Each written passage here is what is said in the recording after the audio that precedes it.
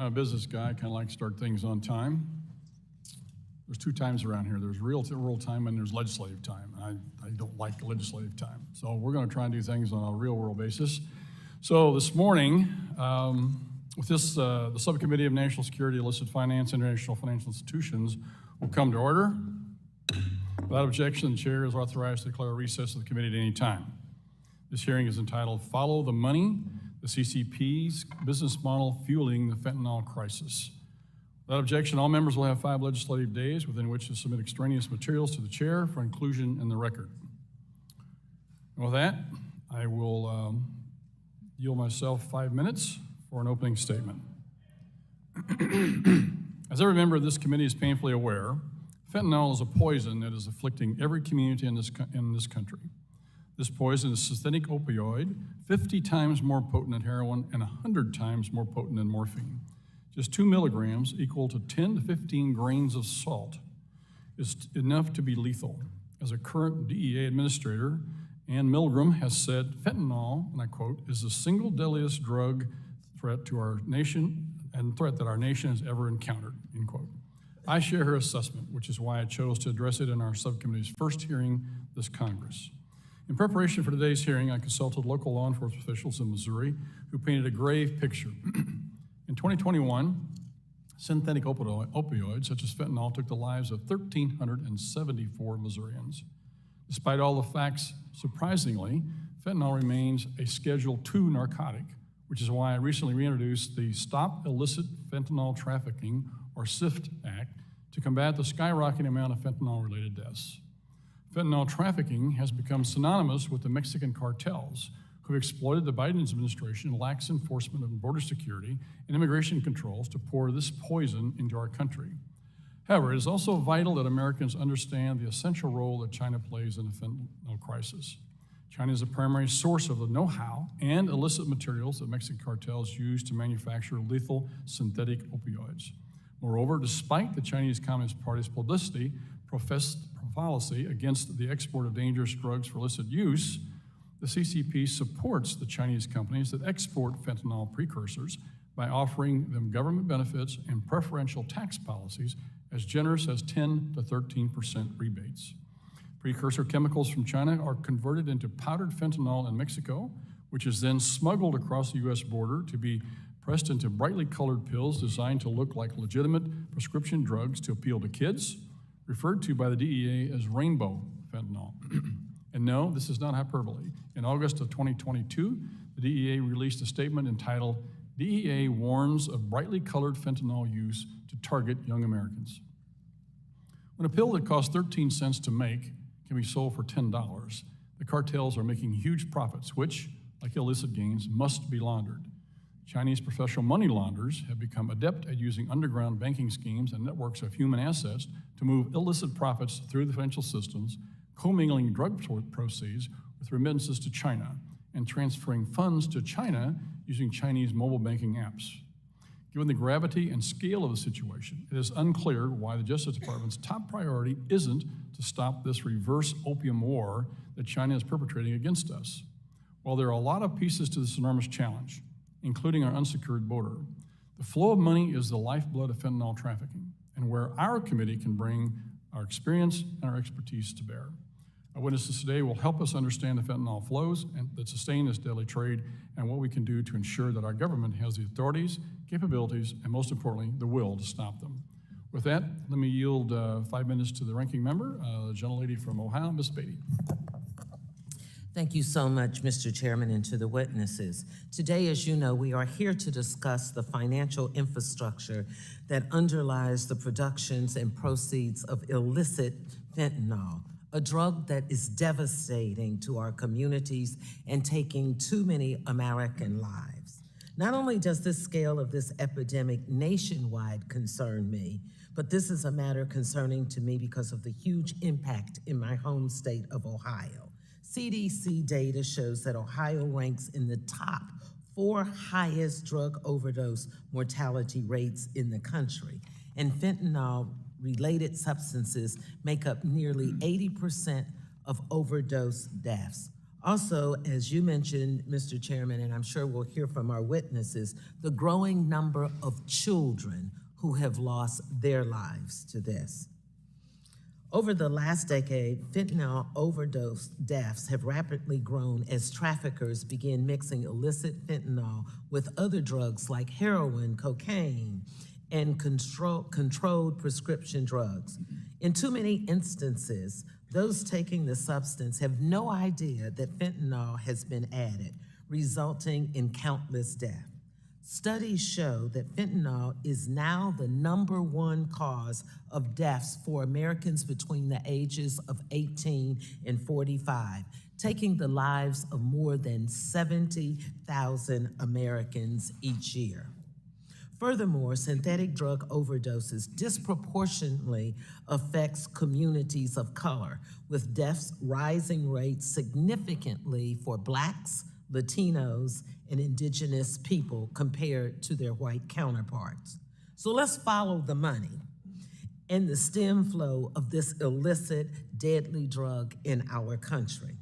Following the money takes us to the origins of the supply chain in the People's Republic of China, the primary source of synthetic drugs and their precursors. Over the last decade, while claiming to cooperate with the United States, China has been overly permissive in allowing its drug traffickers and chemical producers to thrive. So I believe if we are going to save American lives, we need a global strategy to bolster anti-money laundering efforts to detect and disrupt finance streams wherever we can. We also need to shore up our efforts right here at home. And so we're hoping from our experts and members on this committee that we can do just that. But let me just say, I am very concerned that we have proposed budget cuts to certain departments at Treasury. So, Mr. Chairman, I'm asking all members on both sides to take a look at that. So, for example, we have proposed budget cuts to certain departments in Treasury, including FinCEN and OFAC, the very offices charged with protecting our financial systems. And as ranking member on this committee and keeping this germane to the financial systems, I think it's quite appropriate for us to ask that we look at that, because while they're protecting our financial systems from drug trafficking and other bad actors, why would we then defund the offices that we so badly need to assist us? And if we're really serious about cutting off illicit fentanyl and hitting back at the cartels, then it's critical that President Biden's budget be fully funded. I've read the testimonies from our witnesses here, and many of them have specifically said to us, what is it that you're doing? Why aren't you doing this? Where is the oversight? Why aren't you looking at whether it's social media, whether it is government, but they are putting the onus back on us.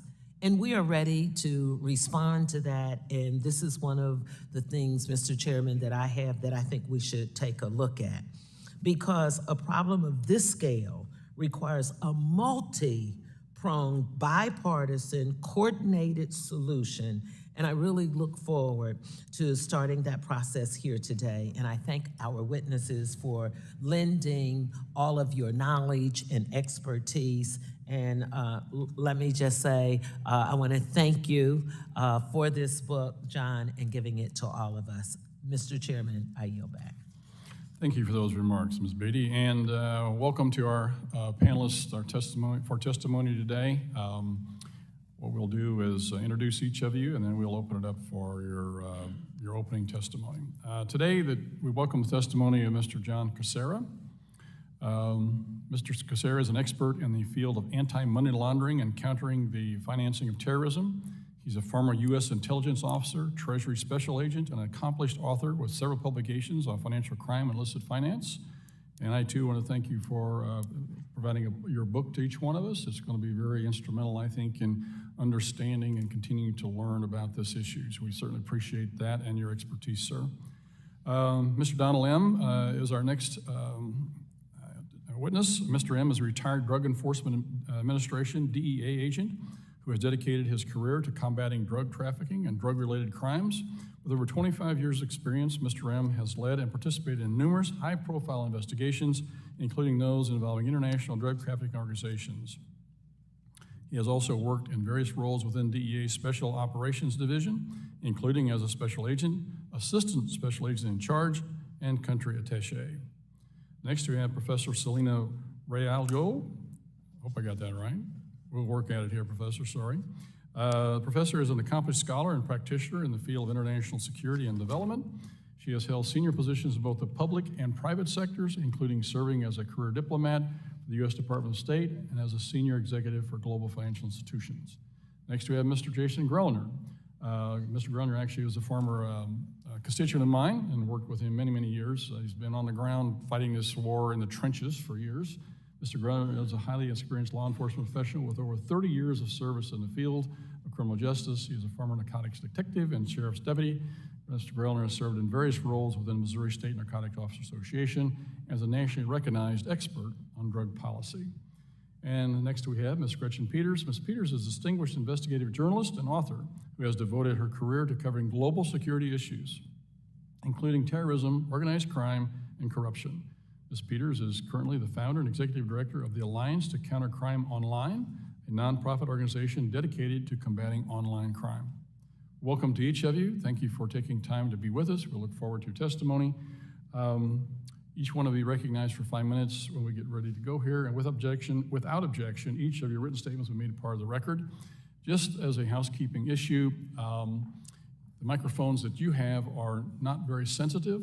I can scream into this thing from way back to the wall back here and it'll be able to heard, but what you all need to do is pull those microphone boxes to you. They move, they're not stationary, and act like you're gonna take a bite out of that microphone so that the stock fur on the end can hear you. If she gives me the thumbs down, that means we gotta move people close to the microphones, okay? Well, thank you for your willingness to be here, and with that, Mr. Cassara, I recognize you for 5 minutes. Thank you, and good morning. Chairman Luetkemeyer, Ranking Member Beatty, Chairman McHenry, Ranking Member Waters, distinguished members of the subcommittee, it is an honor for me to testify in today's hearing. I would like to give you a general overview of the CCP's business model that is fueling the fentanyl crisis. Communist China is an ideological, military, economic, commercial, high-tech, intelligence, and diplomatic rival of the U.S. in the West. The People's Republic of China has a growing exploitative presence in the developing world. While these threats are known, Chinese Communist Party's involvement with transnational crime and money laundering is not. We have been ignoring the massive totality of what I called CCP Inc.'s involvement in transnational crime, as well as Chinese-centric money laundering methodologies and enablers that facilitate the criminality. My most recent book is China, Specified Unlawful Activities, CCP Inc., Transnational Crime, and Money Laundering. I found that criminal activity has seemingly become part of the CCP's overall strategy to grow its powers. We cannot look at the fentanyl issue in a vacuum or as an isolated concern. The CCP's business model that fuels the fentanyl crisis is also active in many other sectors of crime. In my book, I examined 12 significant categories of transnational crime. Each are also specified unlawful activities, also known as SUAs, or predicate offenses to charge money laundering. CCP's involvement in these crimes is approximately $2 trillion a year. To put things in perspective, $2 trillion is approximately half of the roughly $4 trillion that's laundered annually around the world. Regarding fentanyl, Chinese companies make chemical compounds sold globally for legitimate purposes in medicine and industrial processes.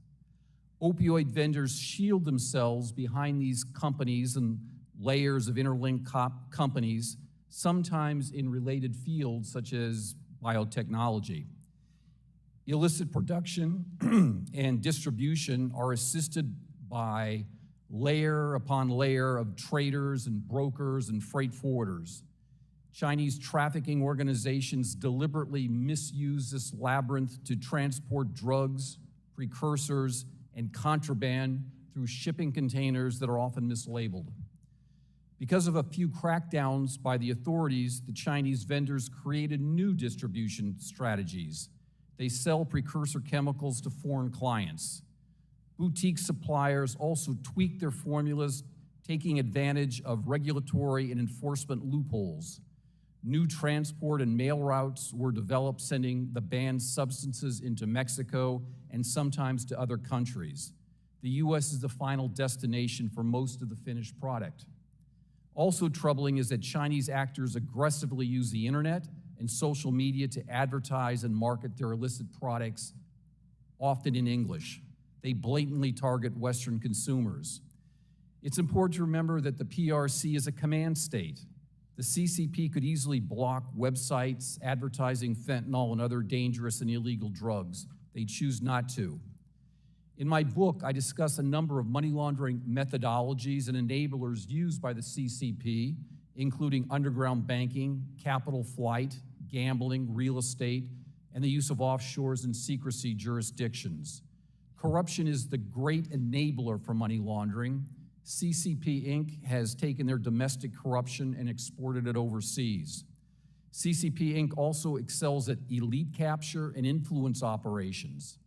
Other enablers I discuss in my book include Chinese organized crime, espionage, social monitoring, the promotion of Chinese control of international free trade zones, lack of Chinese cooperation with international law enforcement, and poor Chinese money laundering compliance.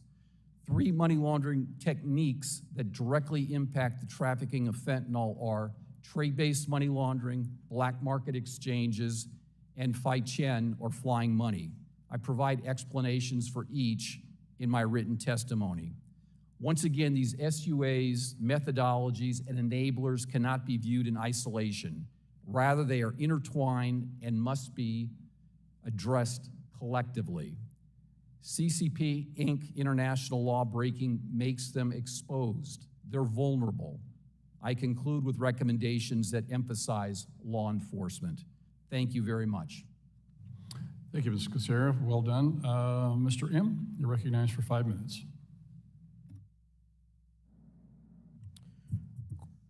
Good morning, Mr. Chairman.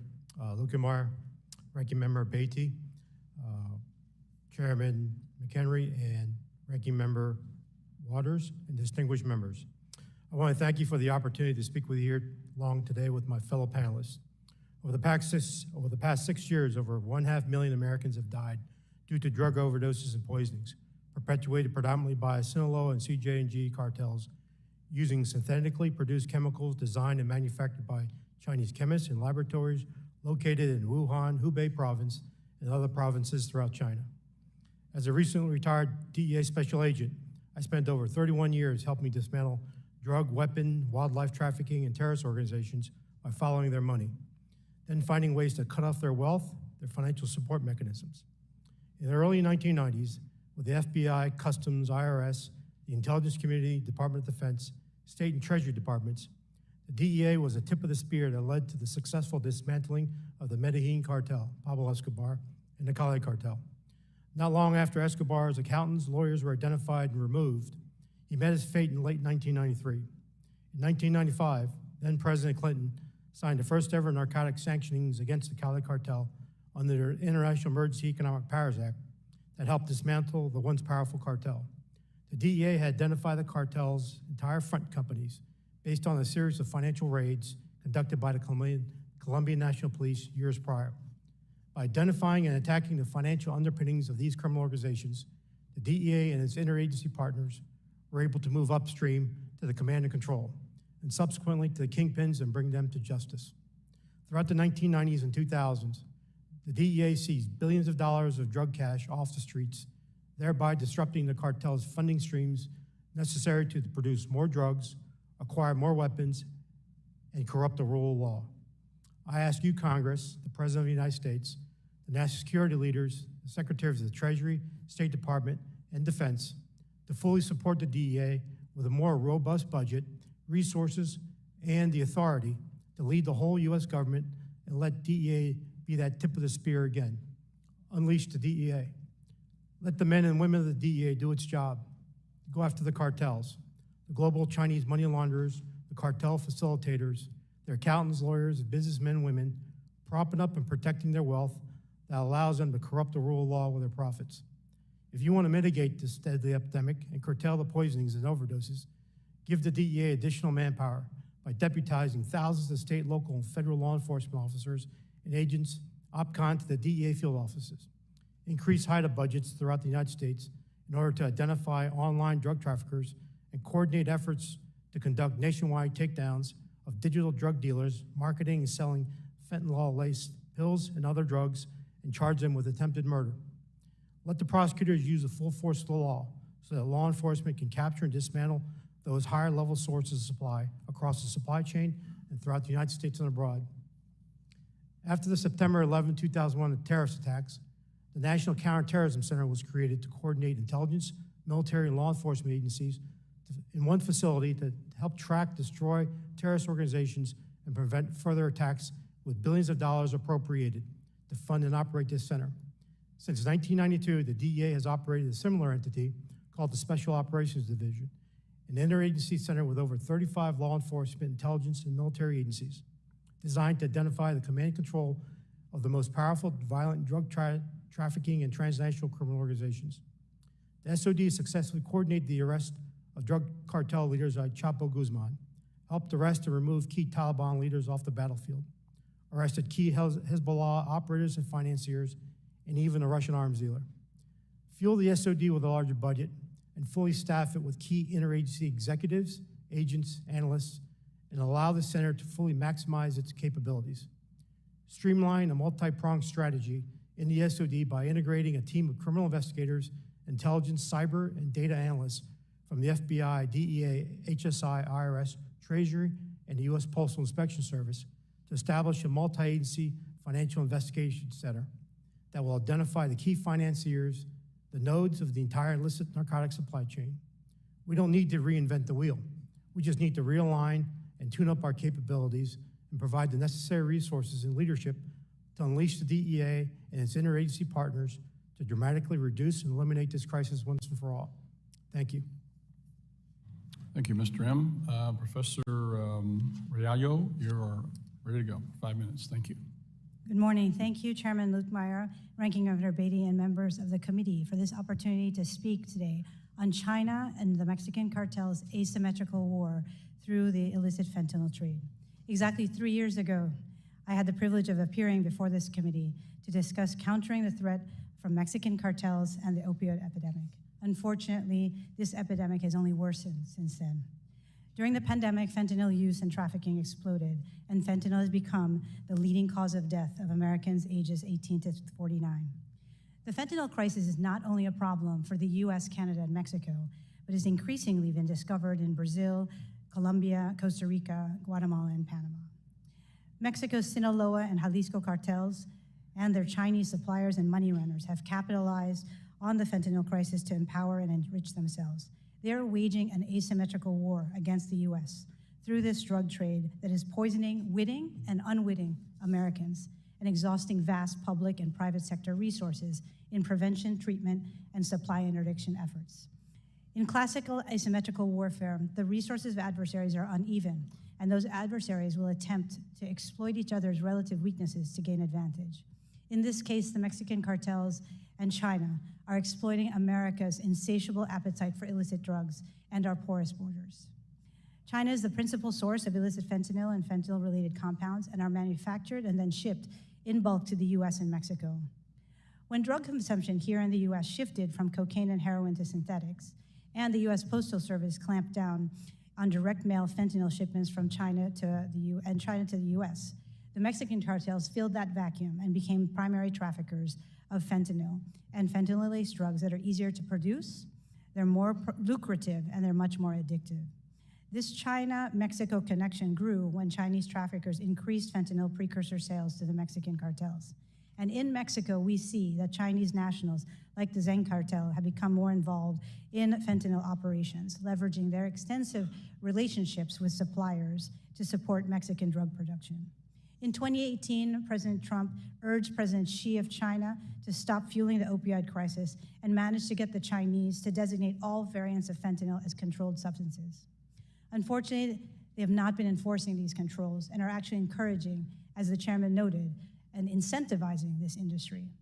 Nothing happens in China without the precise knowledge, permission, and sanction of the Communist Chinese Party. Last year, we actually saw the PRC punish the United States by suspending counter-narcotics operations when former Speaker Pelosi went to Taiwan unexpectedly. Mexican cartels are increasingly turning to Chinese money launderers because they're much more efficient. They're more inexpensive and they're reliable. And we also know that the Chinese elite are desperately in need of hard US dollars. The Chinese serve as key enablers of the Mexican drug trafficking organizations. They profit at the front end of the business cycle, purveying fentanyl and precursor chemicals, and at the back end by laundering the millions of dollars generated by the Mexican cartels in the US. Unfortunately, the US is currently facing formidable challenges in combating the fentanyl crisis, as counter-narcotics cooperation with the PRC and Mexico are at a low point. This is a consequence of broader deteriorating relationships between our president and the Chinese President Xi and Mexican President Andrés Manuel López Obrador, who do not consider fentanyl crisis their problem. But let's consider some measures to counter the illicit fentanyl crisis and an asymmetrical war that's being waged by the Chinese and Mexican cartels. First, decrease drug demand in the United States by educating Americans of the opioid epidemic and the deadly dangers from fentanyl-laced counterfeit drugs. Second, reinforce U.S. border security to detect, interdict, and prevent the flow of drugs, including fentanyl, into the U.S. Third, designate the Sinaloa and Jalisco cartels as foreign terrorist organizations. This would allow U.S. government agencies to more aggressively pursue the cartels, their assets, and their collaborators under the Material Support to Terrorists statute. We did this 20 years ago with the Colombian FARC rebels, and it was quite effective. Fourth, hold China accountable for the export of fentanyl and precursor chemicals through punitive measures, including sanctions, tariffs, and perhaps threatening to withdraw most favored nation status. Fifth, revitalize U.S.-Mexican security cooperation through the bicentennial framework to protect our peoples, pursue criminal networks, and disrupt those illicit financiers. And lastly, of particular interest to this committee, detect, dismantle, and prosecute Mexican and Chinese money laundering networks associated with the fentanyl crisis in the U.S. and abroad. Thank you for your time and attention. I look forward to your questions. Thank you, Professor. And Mr. Grellner, you're up next for 5 minutes. Thank you, Chairman Luetkemeyer, Ranking Member Beatty, esteemed members of the committee. Thank you all for allowing me to testify today regarding the poisoning of nearly 1 million Americans. Opioids and now synthetic opioid poisoning is the leading cause of accidental death in the United States, overtaking car accidents nearly a decade ago. But this is no accident. Drug trafficking organizations know exactly what the impact on individuals and communities will be, and the overall trend has the hallmarks of a planned attack on the United States by terrorist organizations, narco states, and world powers bent on destabilizing and weakening the United States. Drug abuse in the United States has always had an element of one person's greed preying on another person's illness, with yet another person getting rich off the ill-gotten gains. This attack will not be stopped by merely attempting to treat the sick in our own country or by fighting this threat from inside our own borders. This overwhelming international push of deadly poison into our communities is an immediate threat to our national security and deserves an immediate, commensurate response. It is anticipated that statistics may show another 140,000 Americans died from fentanyl or one of its many synthetic derivatives in 2022. That will be on top of the 107,000 Americans who were killed in 2021. Synthetic fentanyl, as you have heard, is largely manufactured in Mexico from ingredients sourced in China. Chinese companies have been supplying the United States with cheap synthetic drugs across the internet for the past 20 years. Illicit manufacturers circumvent DEA and FDA regulations by changing the chemical makeup just enough to offer a slightly different experience to the user while getting around federal law. It should come as no surprise that when China cracked down on synthetic fentanyl distribution, it made no difference in worldwide synthetic opioid sales. Chinese organized crime, under the watchful eye of the CCP, began selling the components instead of the final product. Both the Sinaloa and Jalisco New Generation cartels immediately began manufacturing the poison in multi-kilo batches within days. Cartels easily buy kilos of precursor chemicals from China-linked middlemen and now operate with impunity at Western Mexican ports to ensure quick delivery. A kilo of Chinese precursors may cost as little as $200, but can be sold in New York for $3 to $5 for only 2 milligrams. The profit on that kilo can reach $1 million. That money is used to pay dealers, mules, stash houses, security, bribes, money laundering, and to buy power and influence. The recent conviction of Genaro Garcia Luna, Mexico's former public safety secretary, shows the height of influence the cartels wield in Mexico. The question that always comes to my mind when a Mexican official is indicted in the U.S. is why? If there was enough evidence to charge and convict in the U.S., why is the Mexican government not engaged in seeking justice on their own? Mexico is a narco state open for business with any foreign power or terrorist organization willing to pay for their political influence and the cost of dealing with U.S. border controls. With an estimated $60 billion a year illicit drug industry thriving on our southern border, no single solution will end this problem, which has been brewing since the 1800s. In February of this year, 128,777 individuals were caught crossing the U.S.-Mexican border. Of those, 16 were on the FBI terrorist watch list. 16 watch-listed individuals in 1 month, and those were just the people who were caught. Mexico and China do not have the best interests of the United States or the citizens in mind. Let's put this in perspective. If a foreign country had infiltrated the United States with terrorist agents, released ricin or anthrax that killed over 100,000 Americans in a single year, what would our response be? There's no single silver bullet solution to this problem. Just as in any confrontation, the winner is the entity that attacks from as many angles as possible. Federal policy has trended towards addressing the demand side of the equation over the past decade as the epidemic has skyrocketed. The data and empirical evidence clearly show that this approach is not working, and we will never rehabilitate our way out of this. Just as with COVID, we didn't just wait for people to get sick and treat the ill. We pushed for a vaccine to prevent the virus from taking hold. We need strong prevention efforts in our schools and community organizations. We need renewed commitment to funding state, local, and federal task forces, which are the most potent tools we have in addressing drug trafficking networks. State and federal funding for task forces has declined in the recent years, just as drug trafficking and overdose has skyrocketed. In closing, I want to thank the committee for examining this important topic that's killing hundreds of individuals daily across the nation. We must not accept another child dying in a school bathroom, or a loved one on the street, or in the home of from drug poisoning. We must do more, and the time to act was yesterday. Thank you. Thank you, Mr. Grellner. Ms. Peters, you're recognized for 5 minutes. Thank you, Chairman Lukemeyer, Ranking Member Beatty, distinguished members of the subcommittee. This is my 4th time since 2019 testifying in Congress about the deadly fentanyl crisis and how social media drives it. And I have to say, I am angry about and tired of coming here to discuss this. Why are we still sitting here talking while so many Americans, and especially so many young Americans, are dying?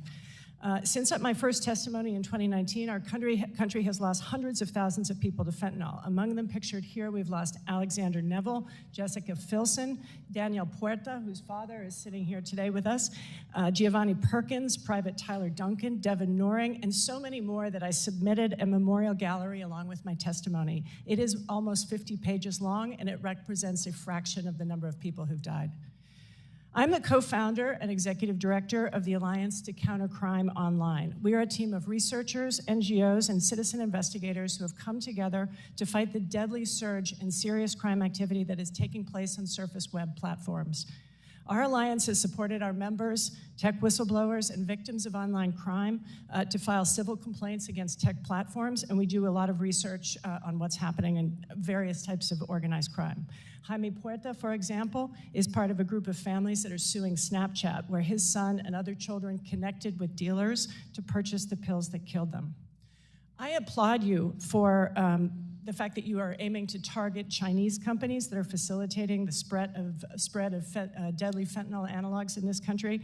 But I want to know, I'm here to ask you today, why aren't you also targeting the American social media companies whose algorithms spread these deadly pills that are killing so many of our children? Brick and mortar businesses operate under a duty of care to keep illegal activity off their premises. If a nightclub becomes a haven for drug dealing, it can face fines and even closures. Yet social media platforms like Instagram and Snapchat, which are used by a vast majority of American teens, are riddled with drug content. Slide 2. I've submitted for the record typical screenshots that show drug dealers operating on Snapchat and Instagram.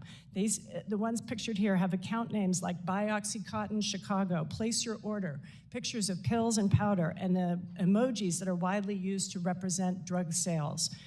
In other words, these accounts are out in the open, easy to find, and unambiguous about their purpose.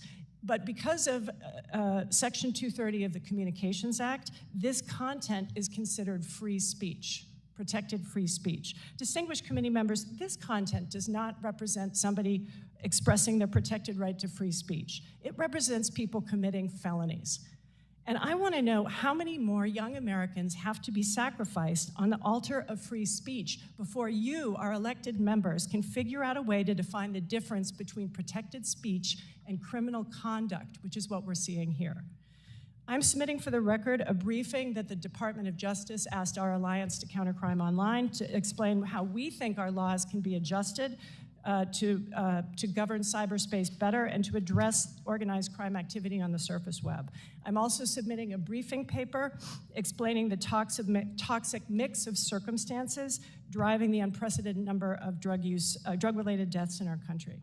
You asked us to follow the money, and this is another area where we believe that social media platforms ought to be regulated differently from brick and mortar financial institutions. A number of big platforms where fentanyl and other counterfeit medicines are moving have built-in payment processing systems that function much like PayPal or Western Union. These payment systems are usually separately registered subsidiaries, registered money service businesses that are wholly owned by the parent company. 3 types of criminal activity are happening through these payment platforms. They include the retail sales, like you see here. Next slide, please. The wholesale sale of drugs from producers and chemical companies like pictured here, mainly in China, selling precursors to wholesalers here in the United States. From the research we have done at ACCO, it's apparent that most platforms are technically compliant with Know Your Customer regulations, yet the regulations don't anticipate where the parent company is the owner of a money service provider and a massive data aggregator or individuals that aggregates data on individuals. For example, Meta owning both Meta Pay and Facebook Marketplace, or Tencent owning the payment platform that is connected to WeChat. In other words, the moderators tracking payments can't see if drug content, and moderators watching the content have no way to alert the payment moderators that there's a drug transaction happening. What this means is that the tech companies are actually making millions of dollars off of the drug trade in this country. We're asking you today to commission a congressional investigation and to subpoena tech companies, including Meta and Tencent, to investigate how they moderate payments and how much they earn off of illegal drug sales. My final point, I also ask you to investigate whether the scale of drug activity on social media platforms, specifically Snapchat, Facebook, Instagram, and WeChat, rises to the level of RICO violations. Thank you very much. Thank you, Ms. Peters. We've been joined by the chairman and ranking member of the full committee. The chairman has waived his opening statement, so he will be asking questions later, but the ranking member, Ms. Waters from California, has requested a minute, so she's recognized at this point for a statement for 1 minute. Thank you very much, Mr. Lukemeyer, I do have a question that I would like to raise at this point. Let me first thank. Okay, all right, then we'll do the opening statement.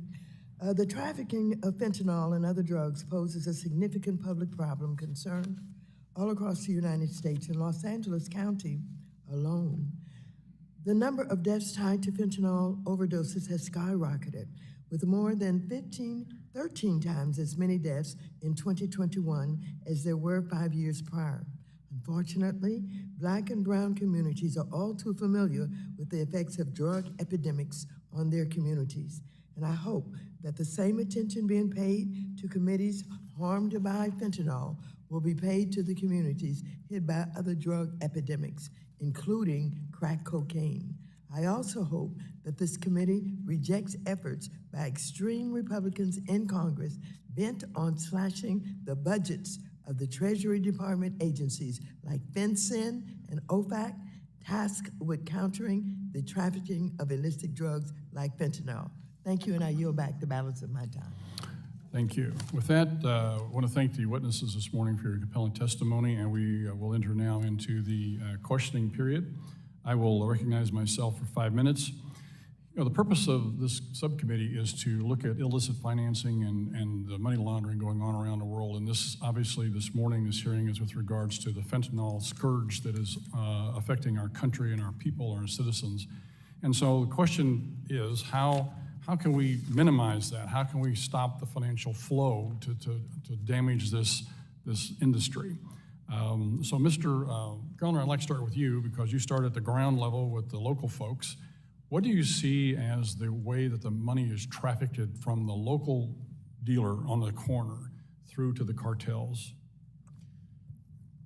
So most often it's trafficked in large bundles headed south towards the southwest border, right? So each of the cartels owns and operates at our southwest border crossings. And the major amount of violence coming out of Mexico is fights by the cartels over the control of those ports of entry into the United States.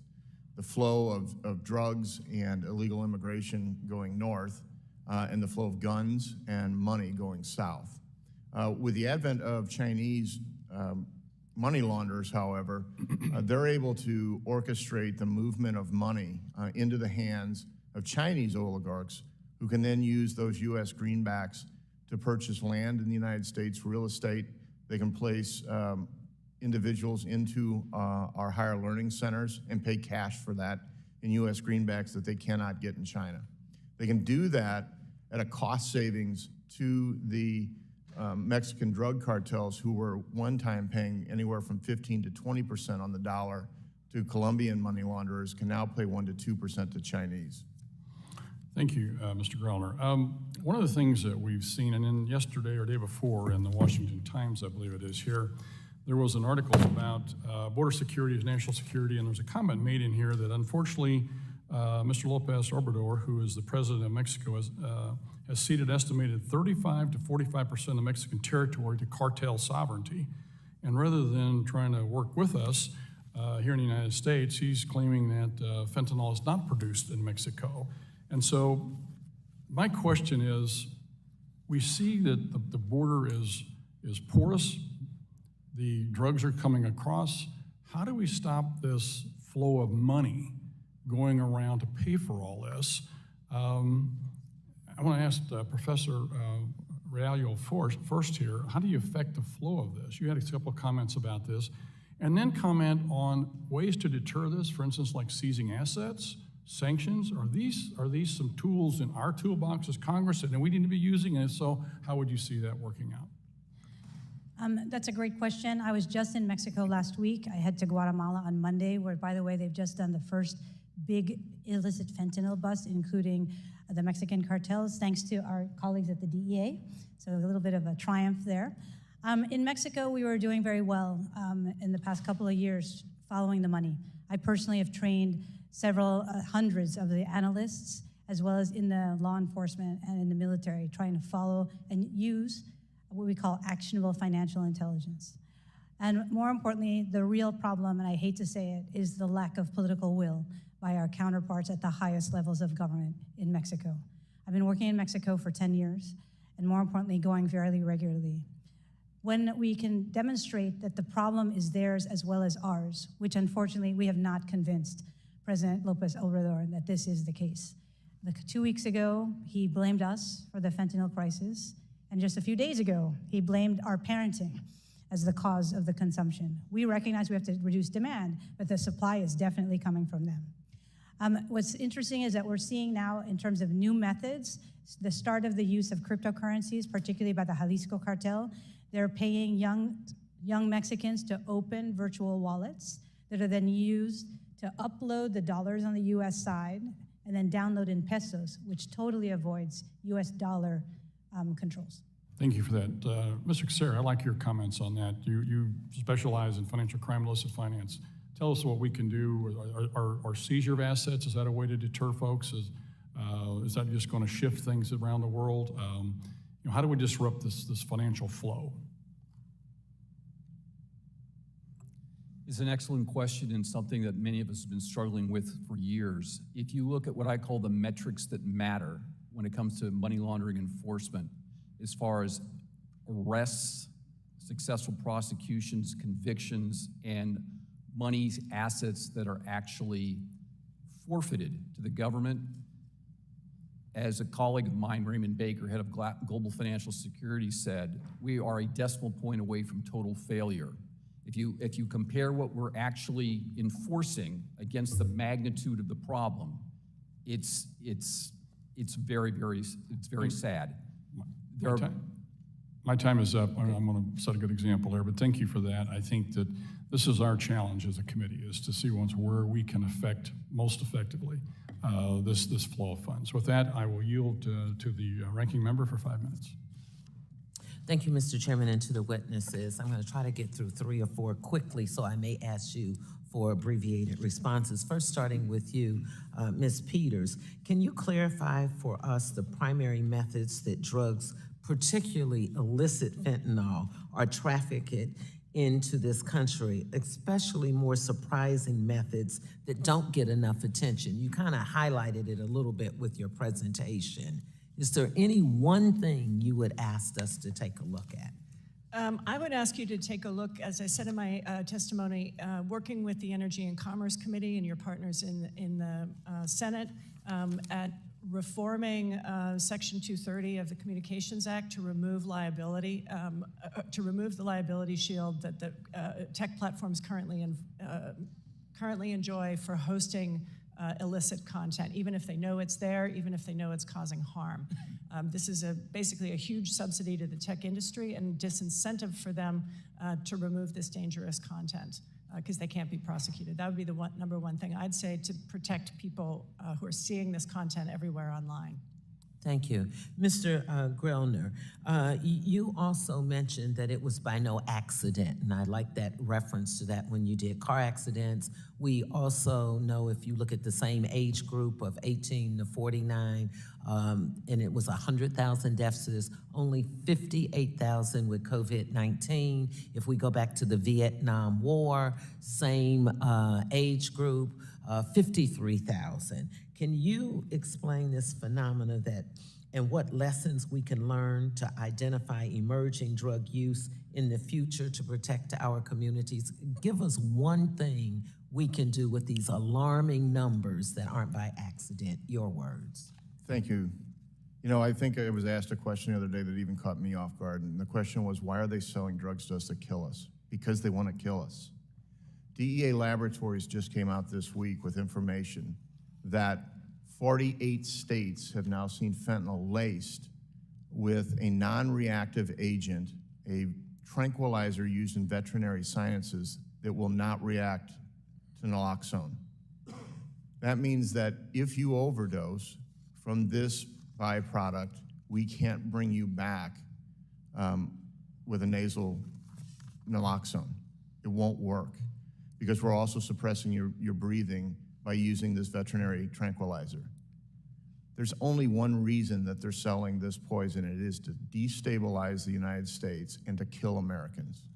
Look, I worked back in the 80s with Project Columbia, Project Nicaragua, when cocaine was coming into the United States as a party drug. I worked on 1,265 meth labs when meth lab components were all over the United States. It was about getting high, having a good time, partying. This is about killing people.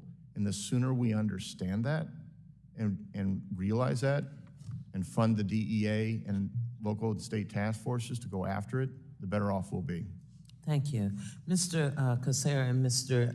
M, specifically to the author, I've just had a chance to read one of your chapters that deals with fentanyl and trafficking.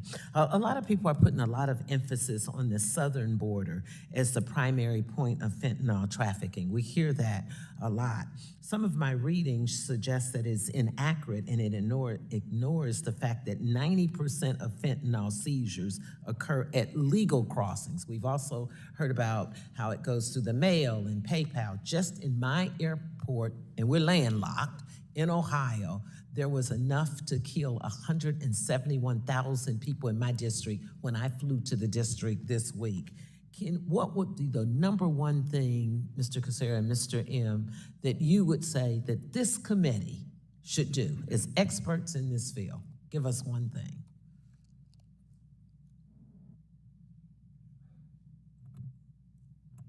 I don't have access to tactical intelligence like I once did, so I'm not as current on the numbers as, for example, my colleague Don probably could give you a much better feel for that. If I could suggest one thing that our government should do, Yes. control the border. Thank you for the question, Ranking Member. The best way to effectively tackle this issue, since we're here in the Financial Services Committee on the topic of follow the money, use money as a leverage, use it as a weapon and a tool. That's what DEA has done since DEA was founded. And the way to do that is to strangle their ability to generate those funds. At the same time, in order to convince those governments, use trade as a I'm tool. sorry, my time is up, but thank you for making it germane to the committee that it is about the money and not necessarily other things we're hearing. Thank you, Mr. Chairman.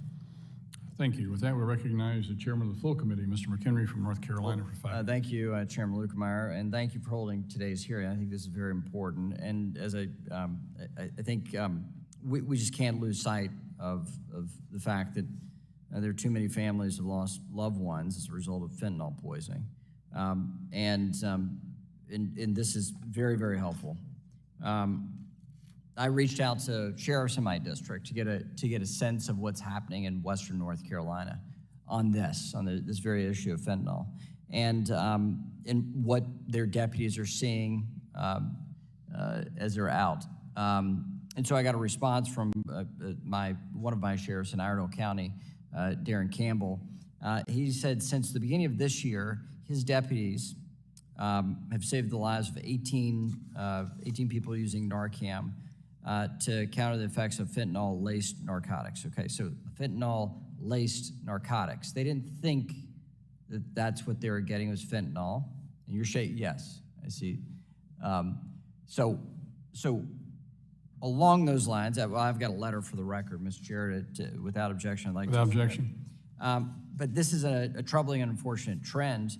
And so this hearing today is about following the money and the impact we can have on cutting off the flow of money, because that is the key ingredient that is necessary for the drug trade to actually flourish. So, Mr. Cassara, you know, the criminals are pushing fentanyl. You know, we focus on what we see in the immediate, not who's providing it, what's on the backside of this thing and the international drug trade. So in your book, in CCP Incorporated, I'm not here to show your book, but apparently I am, you know that federal law enforcement tends to focus on participants in the product rather than the money. So how do we incentivize following the flow of money? Once again, an excellent question. The criminals are motivated by profits, by proceeds of crime, not the criminal activity themselves, not the narcotics, not the product, but the proceeds of crime. in order to, we've talked about following the money for years, but we've never really actually done it. I've talked before about having to change the incentives for law enforcement to get them to refocus a little bit.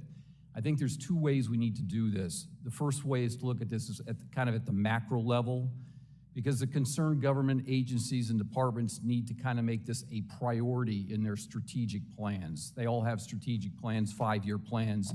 Metrics need to be established, and perhaps the budgets could be contingent on making or meeting those metrics. At the micro level, if you will, Don knows better than I do today that law enforcement is statistics driven. Statistics drive everything from budgets to promotions. That's also why some of these bureaucracies kind of play games with the numbers and statistics. They go after the people and the products instead of the money because, quite frankly, it generates better statistics. And it's easier. It's easier to go nab a person rather than to get into the system of how this works. To that system question, Professor, how do we hold China accountable for the flow of fentanyl? So we know in terms of taking a look at trade movements, they have to get paid. And we haven't really sanctioned, and more importantly on a broader piece, naming, shaming, and the asset forfeiture piece have been the most instrumental tools that we've had to go after the Chinese, but more importantly, we have to increase that activity. We've been doing it very well against the traditional Mexican cartels and the Colombian mafias that have been pushing cocaine for years. This is an area where we need to also raise, answering your question from before, to make the financial crime bear the same weight and penalties as if it were that you were trafficking a person or they were looked upon as white collar, right? Financial crime has always been looked at as there's no victim. All of us are victims, and it's the oxygen that allows these armed groups to flourish, and they are killing our people. In our sanctions regime, we are the power. This committee is the power behind our sanctions regime here in the United States. And we have a traditional role in sanctions. We name names here in the United States. We have a due process right for those that get on those lists, and we hold them accountable. And that is really key, part and parcel of our regime, is to actually be explicit about who we're holding accountable. But thank you for that encouragement. That tells us that we've got work that we need to do as a Congress. Thank you, Mr. Chair, and I yield back. Thank you. The lady from California, the ranking member of the full committee, Ms. Waters, is recognized for 5 minutes. Thank you very much, Mr. Chairman. Ms. Peters, I'd like to thank you for your work on the Center on Illicit Networks and Organized Crime. You know, I do believe that when citizens take up issues to work on, that very important issues that are undermining the democracy, undermining our efforts to be safe, that we really should support them. And you can't do this work without money. Do you need funds?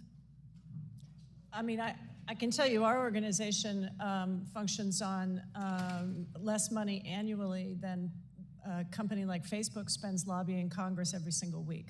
So our organizations have almost no money. My friend Jaime Puerta, who's here, his organization Void, which is run by parents who've lost kids to the fentanyl crisis, have reached out to more than 40,000 American kids on their own dime. There's no government funding for this right now. We would like to see more funding for education to kids and also to parents so they understand this toxic mix of misinformation that's out there. A lot of kids who are buying pills online, they're not regular drug users. They actually know that street drugs are dangerous. They think they're buying a prescription Vicodin or Xanax, as happened with Daniel Puerta. He thought he was buying a pill to kind of relax him at the beginning of the pandemic when he was trapped in his room and feeling sad. We hear that story over and over and over from families. They didn't ever hear the word fentanyl until the EMTs arrived to try to revive their dead child. There's a toxic mix of disinformation going on. Kids think they're getting safe pills. Social media platforms are teeming with drug content, and they're not required to remove it or restrict it or put up warnings about it. And parents think that the drug, the poisoning or overdose crisis won't happen to them because their kids aren't drug users. We really need to work on this information. But also where this committee can help is to really investigate the payments that are coming through the tech platforms that the kids are using to buy these drugs. We've seen a great reduction in street drug markets. The drug commerce at the retail level and also at the wholesale level has really moved online, just like a lot of regular commerce. Thank you. Thank you very much. When you talk about the kind of work that you're doing with young people, the kind of work that families are doing who have lost kids, I'm interested in also, in addition to what you're advising us right now that should be taken seriously, what we could be doing, I'm interested in what you may think about, or maybe you've already thought about it in terms of ads and other kinds of ways that you could try and educate young people and try and influence them and tell them the pitfalls of getting involved with drugs and it kills and all of that. And what worries me, and even though you may be approaching this in a little bit different way, we see that $8 billion was diverted, including $2.5 billion from DOD, the counter drug program, $600 million from Treasury. Counter trafficking includes sanctions support and for law enforcement. So we have money that we're spending, but you know, you keep coming back like you said, and I don't blame you. You're tired. You want to see some results. And so I want to see some of this money spent to help out in ways that maybe you've thought about, but certainly you have not solicited, you have not, said the government, we can't do this without you, you're doing it. But wouldn't some of this money help you and these parents to do some of the education that these children need to have outside of, what they may hear about? Ranking Member Waters, yes, not only do organizations like ours need money, but all the panelists have described different agencies of government that, we need to be throwing the kitchen sink at this problem. When I first testified about this, we were losing 60,000 Americans a year. This last year, the official numbers are over 108,000. It has nearly doubled in just 4 years. These are staggering numbers of people that are dying every single year. And there's not one single solution or silver bullet. There needs to be public education, extensive public education, and prevention programs, both for kids and for street youth, people who already have addiction issues. There need to be healthcare interventions to try to reach those people who already are struggling with substance abuse disorder. We need a lot more money, as Don M. and John Cassara has said, for DEA. I believe that our DOD also Peters, needs your to time's be involved. Thank you very much. The chairman has been very generous, and thank you, sir. I yield back. Thank you, Ranking Member. With that, we go to the gentleman from Texas, Mr. Williams, who is the chairman of the Small Business Committee as well. Thank you, Mr. Chairman, and thank all of you for being here today.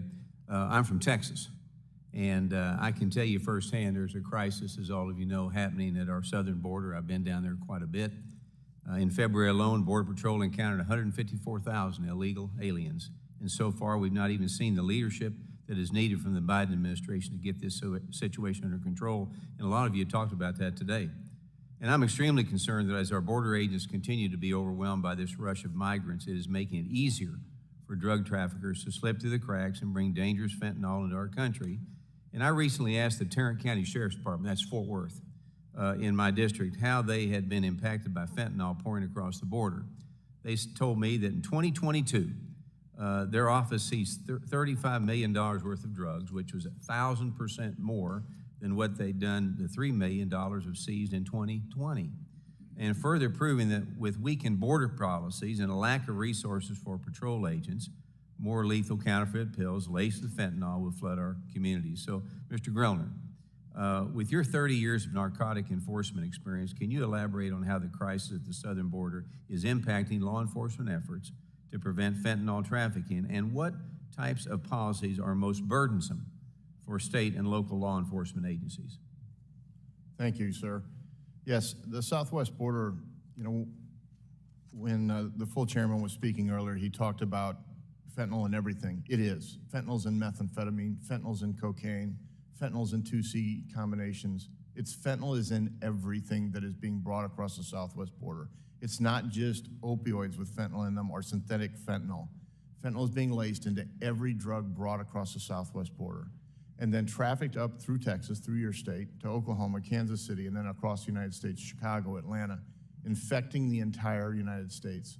One of the biggest things in going after the money that is inhibiting the state officers and local officers is state laws and federal laws not being in lockstep so that state officers can't impact bulk cash currency being trafficked across their own states because they're not allowed to stop it, they're not allowed to seize it, and they're not allowed to work with their federal partners from the DEA, the FBI, and other federal task forces in making sure that that money gets seized before it gets to where it needs to be.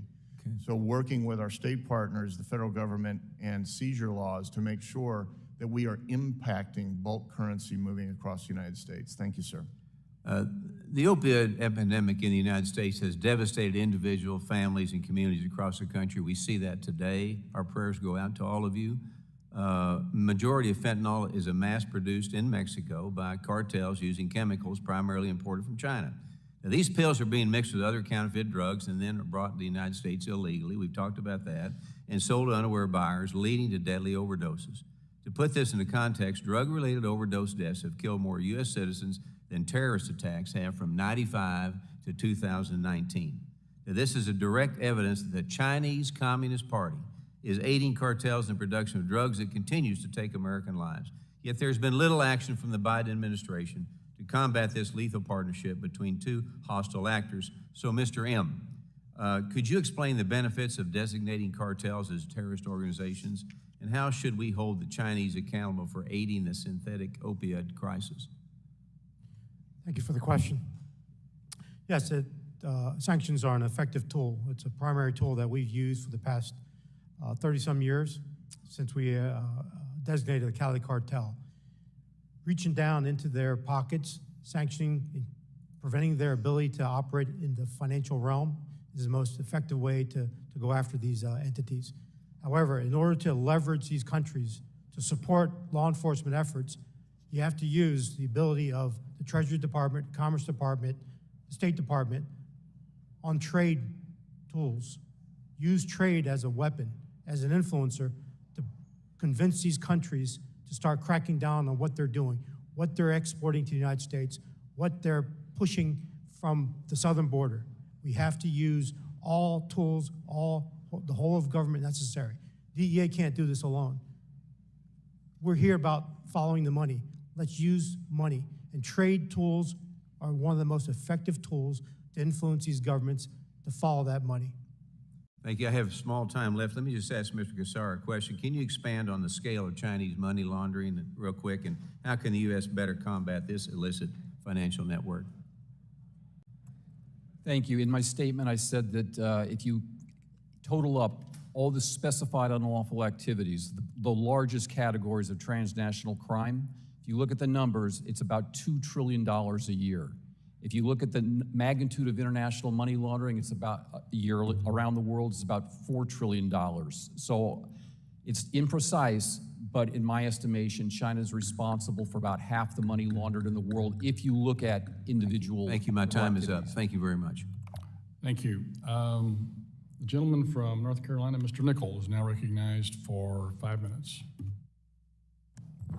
Thank you so much, Mr. Chairman. I'm encouraged by this hearing, and I think it's worth pointing out that one of the areas I'm very optimistic about in this Congress is getting bipartisan legislation done for immigration reform, and also include border security in that. So I'm hopeful that we can.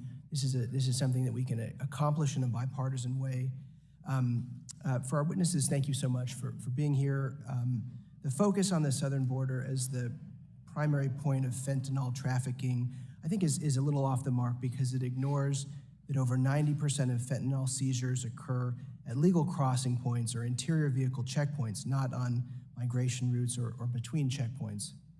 While by no means should we minimize the issue of immigration, misstating the facts about what is being trafficked, where and by whom undermines our ability to address the cartel's criminal activities that have caused over 100,000 Americans to die in the last year that we have that data. It also draws attention away from the myriad of other methods that fentanyl, meth, and other drugs are trafficked into the U.S. The place I try to start on this is just the size of fentanyl, just the small amount of it, and that for me I think is an important place for the public to understand. Mr. Im, maybe you have some help with just the sheer size and the nature of it. I have this packet of sugar here that is 3.53 grams, and according to the DEA, just 2 milligrams of fentanyl is enough to cause an overdose. So this pack of sugar alone, could be enough for close to 1,700 overdose deaths. Is my math, is that correct? That's correct. Do you have some way to quantify the size of fentanyl that's as it comes in across the border? I mean, I think you hear the debate, you hear about this. My constituents certainly do, and you think this is like traditional drugs, large amounts of the material. But how do you talk about just the size of it? Well, that's the challenge that we're facing right now. That's why we can't get a better grip on this. And again, it's not really about the drugs itself. It's about the network and the organizations that's actually producing it. It's about the chemicals that are being supplied out of China and India to the cartels. So it doesn't matter how much, because as you stated, just that small amount can kill that many people. Then again, once it gets into the United States, they can take that small amount, adulterate it with other chemicals, and make more. And then all of a sudden, you've got not only an addicted population who want more of these drugs, and they'll keep using it, and then they'll ultimately end up perishing and dying. Sure. Thank you. And you mentioned India, and that was sort of one of my follow-up questions. Certainly China is an area we need to be really concerned about. Are there other source countries that we need to be concerned about now, where perhaps we can take action to prevent their future or deeper involvement in this deadly drug production? Yes, we do see now, or DEA has in the past, recently seen Chinese chemists moving into India to start or continuing expanding its precursor chemical production. Thank you, and I yield back. Gentleman yields back. With that, we go to the gentleman from Pennsylvania, Mr. Muser, recognized for 5 minutes. Thank you very much, Mr. Chairman. Fentanyl is illegally entering our country and killing over 100,000 of our citizens, particularly our young citizens. The amount of fentanyl seized since 2019 coming through Mexico has increased by 500% just in the last few years. Customs and Border Patrol estimates that it's the same level of increase that fentanyl getting through is equivalent. So Mexico has become a narco state, as sad as that is. Mexican cartels make as much as $50 to $60 billion a year from drug trafficking. We know the Mexican president does not take this crisis seriously. The question is, do we? Does the Biden administration and the Department of Homeland Security? I have a coroner in Schuylkill County, Pennsylvania, center of my district, Doc Moylan, gave a quote: "Our small county of 140,000 people have been battered by fentanyl deaths. We're consistently having close to or exceeding 100 deaths per year, and fentanyl is the leader on the list. And if not the leading cause, it's typically somewhere in the system. It is devastating our whole community. One thing that is overlooked is that the parents are dying of these drug poisonings, and grandparents are being left to raise their grandchildren. Something must be done. We are all border states." So I'm going to change my questioning around a little bit. And Mr. Cassara, I'd just like to start with you. If you were the Secretary of Homeland Security, what would you do? What would you do first? Two priorities. Number one, as we talked about, control the border. The second priority is emphasize following the money, take away assets. That will hurt the criminal organizations more than anything else you could do is to take away their assets. On a scale of 1 to 10, Mr. Im, how effectively are we doing that, securing the border in your view, and investigating the assets? On a scale of 1 to 10, maybe a 5 or a 4. All right, thank you. If you were Secretary of Homeland Security, what would you do to stop this situation or slow it, mitigate it? Muster up the entire whole of government, find one central authority, create an actioning plan, and start going after all these cartels, influencing these governments with trade, because that's what's going to hold them to enforcing their own laws, because it's all about money, whether it's in legitimate commerce or illicit activities such as drug trafficking, money laundering, or human trafficking. It's all about the money. Okay. Professor, same question to you if you were Homeland Security Secretary. Most importantly, it's our human and technological resources. We actually have the wherewithal, we just don't have enough people.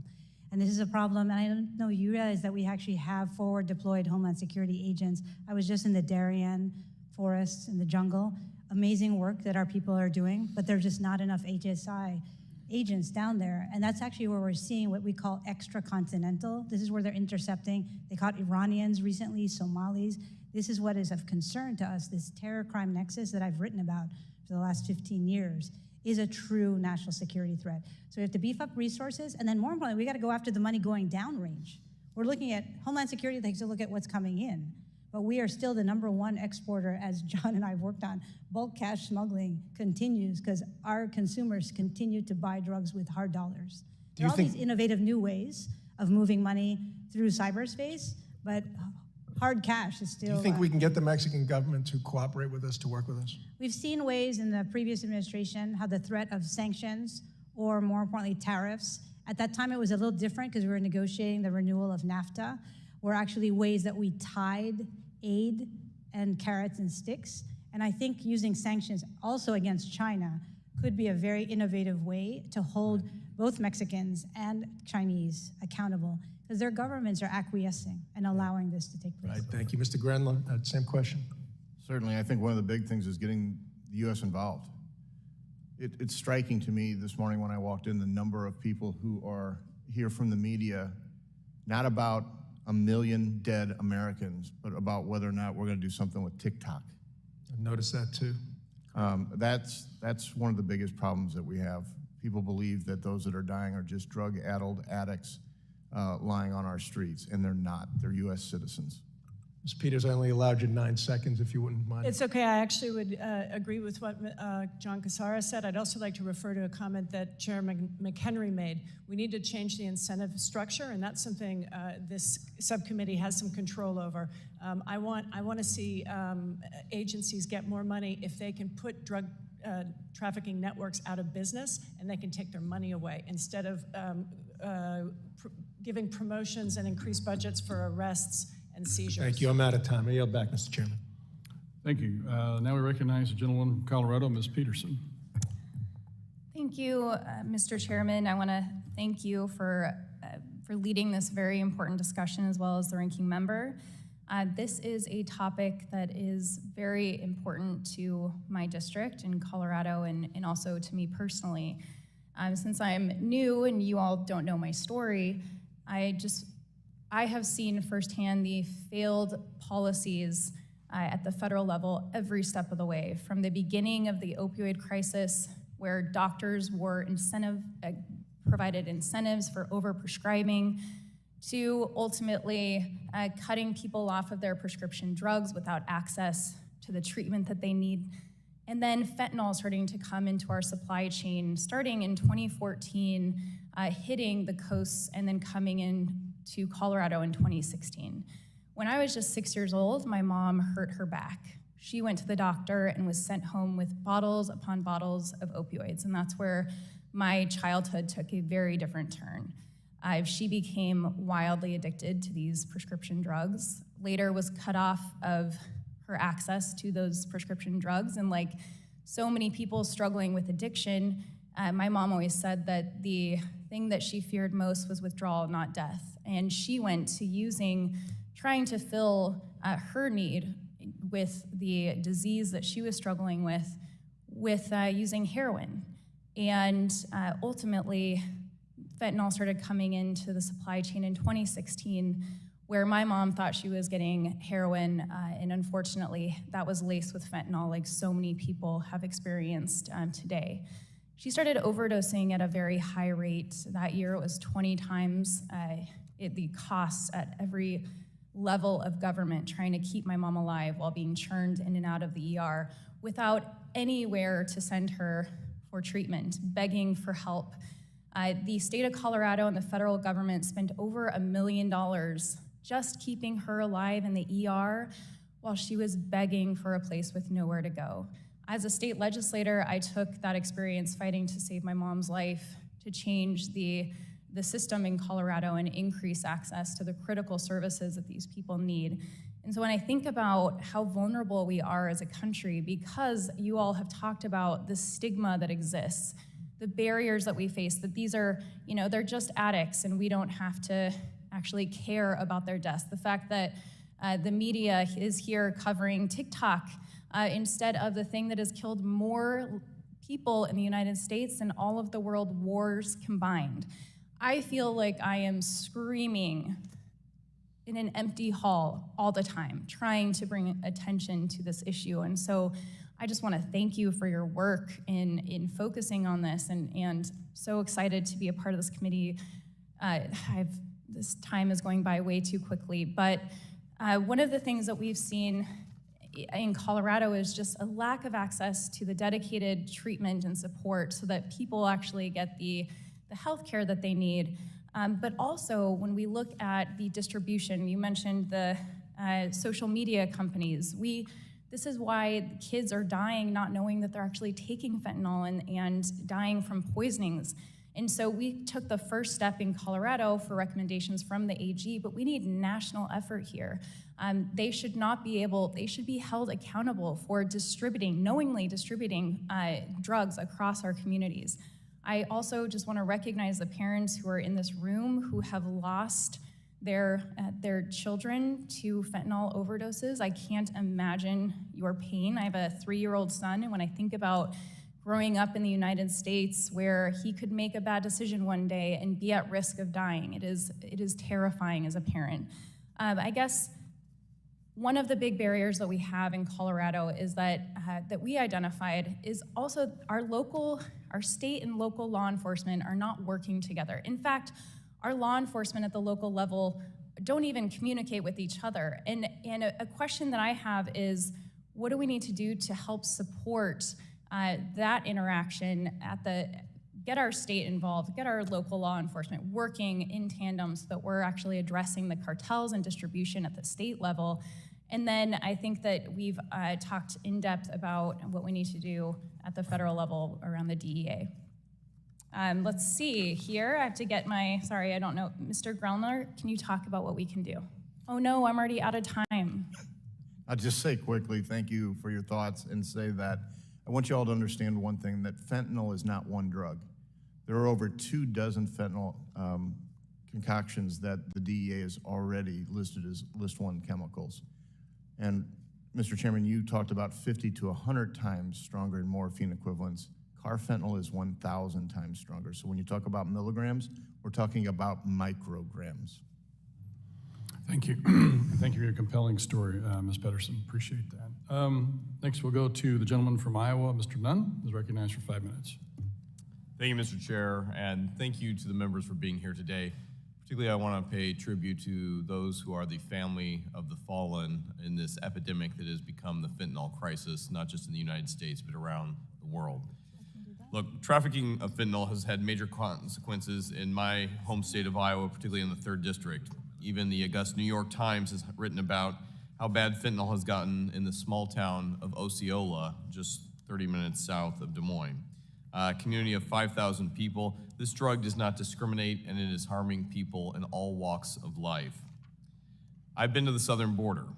I've worked to combat human trafficking that transports Chinese manufactured fentanyl around the world through our ports of entry, through the country of Mexico, and ends up in our communities. Like you, I have spent time with ride-alongs with my law enforcement and as a former military member flying operations along the southern border. Every community, every county, every city in my state is now a border community as a result of this. The Iowa Department of Public Health reports that over the last 2 years, they have seen a 34% increase in drug death overdose with fentanyl implicated in 83% of those statewide. Among young Iowans, those 25 and under, drug overdose deaths have increased by 120% in the last 24 months alone. We only expect these numbers to increase once new data is available, and the longer that we allow China to be the primary source of both fentanyl and the funding that operates this machine, the more dangerous we are all put. And while this is a major problem, Congress needs to respond. So I'm thankful that this committee is helping us to follow the money on where this can best be directed for implication. So, Mr. Eam, I'd like to begin with you. As a special agent and with the U.S. Patriot Act was enacted after 9/11, which included Title III, the International Money Laundering Abatement and Anti-Terrorism Financing Act. This title includes requirements to improve the government's ability to detect, prevent, and investigate money laundering. The Secretary, with a range of options, can use this to target specific money laundering operations, including what we're seeing here with the distribution of fentanyl.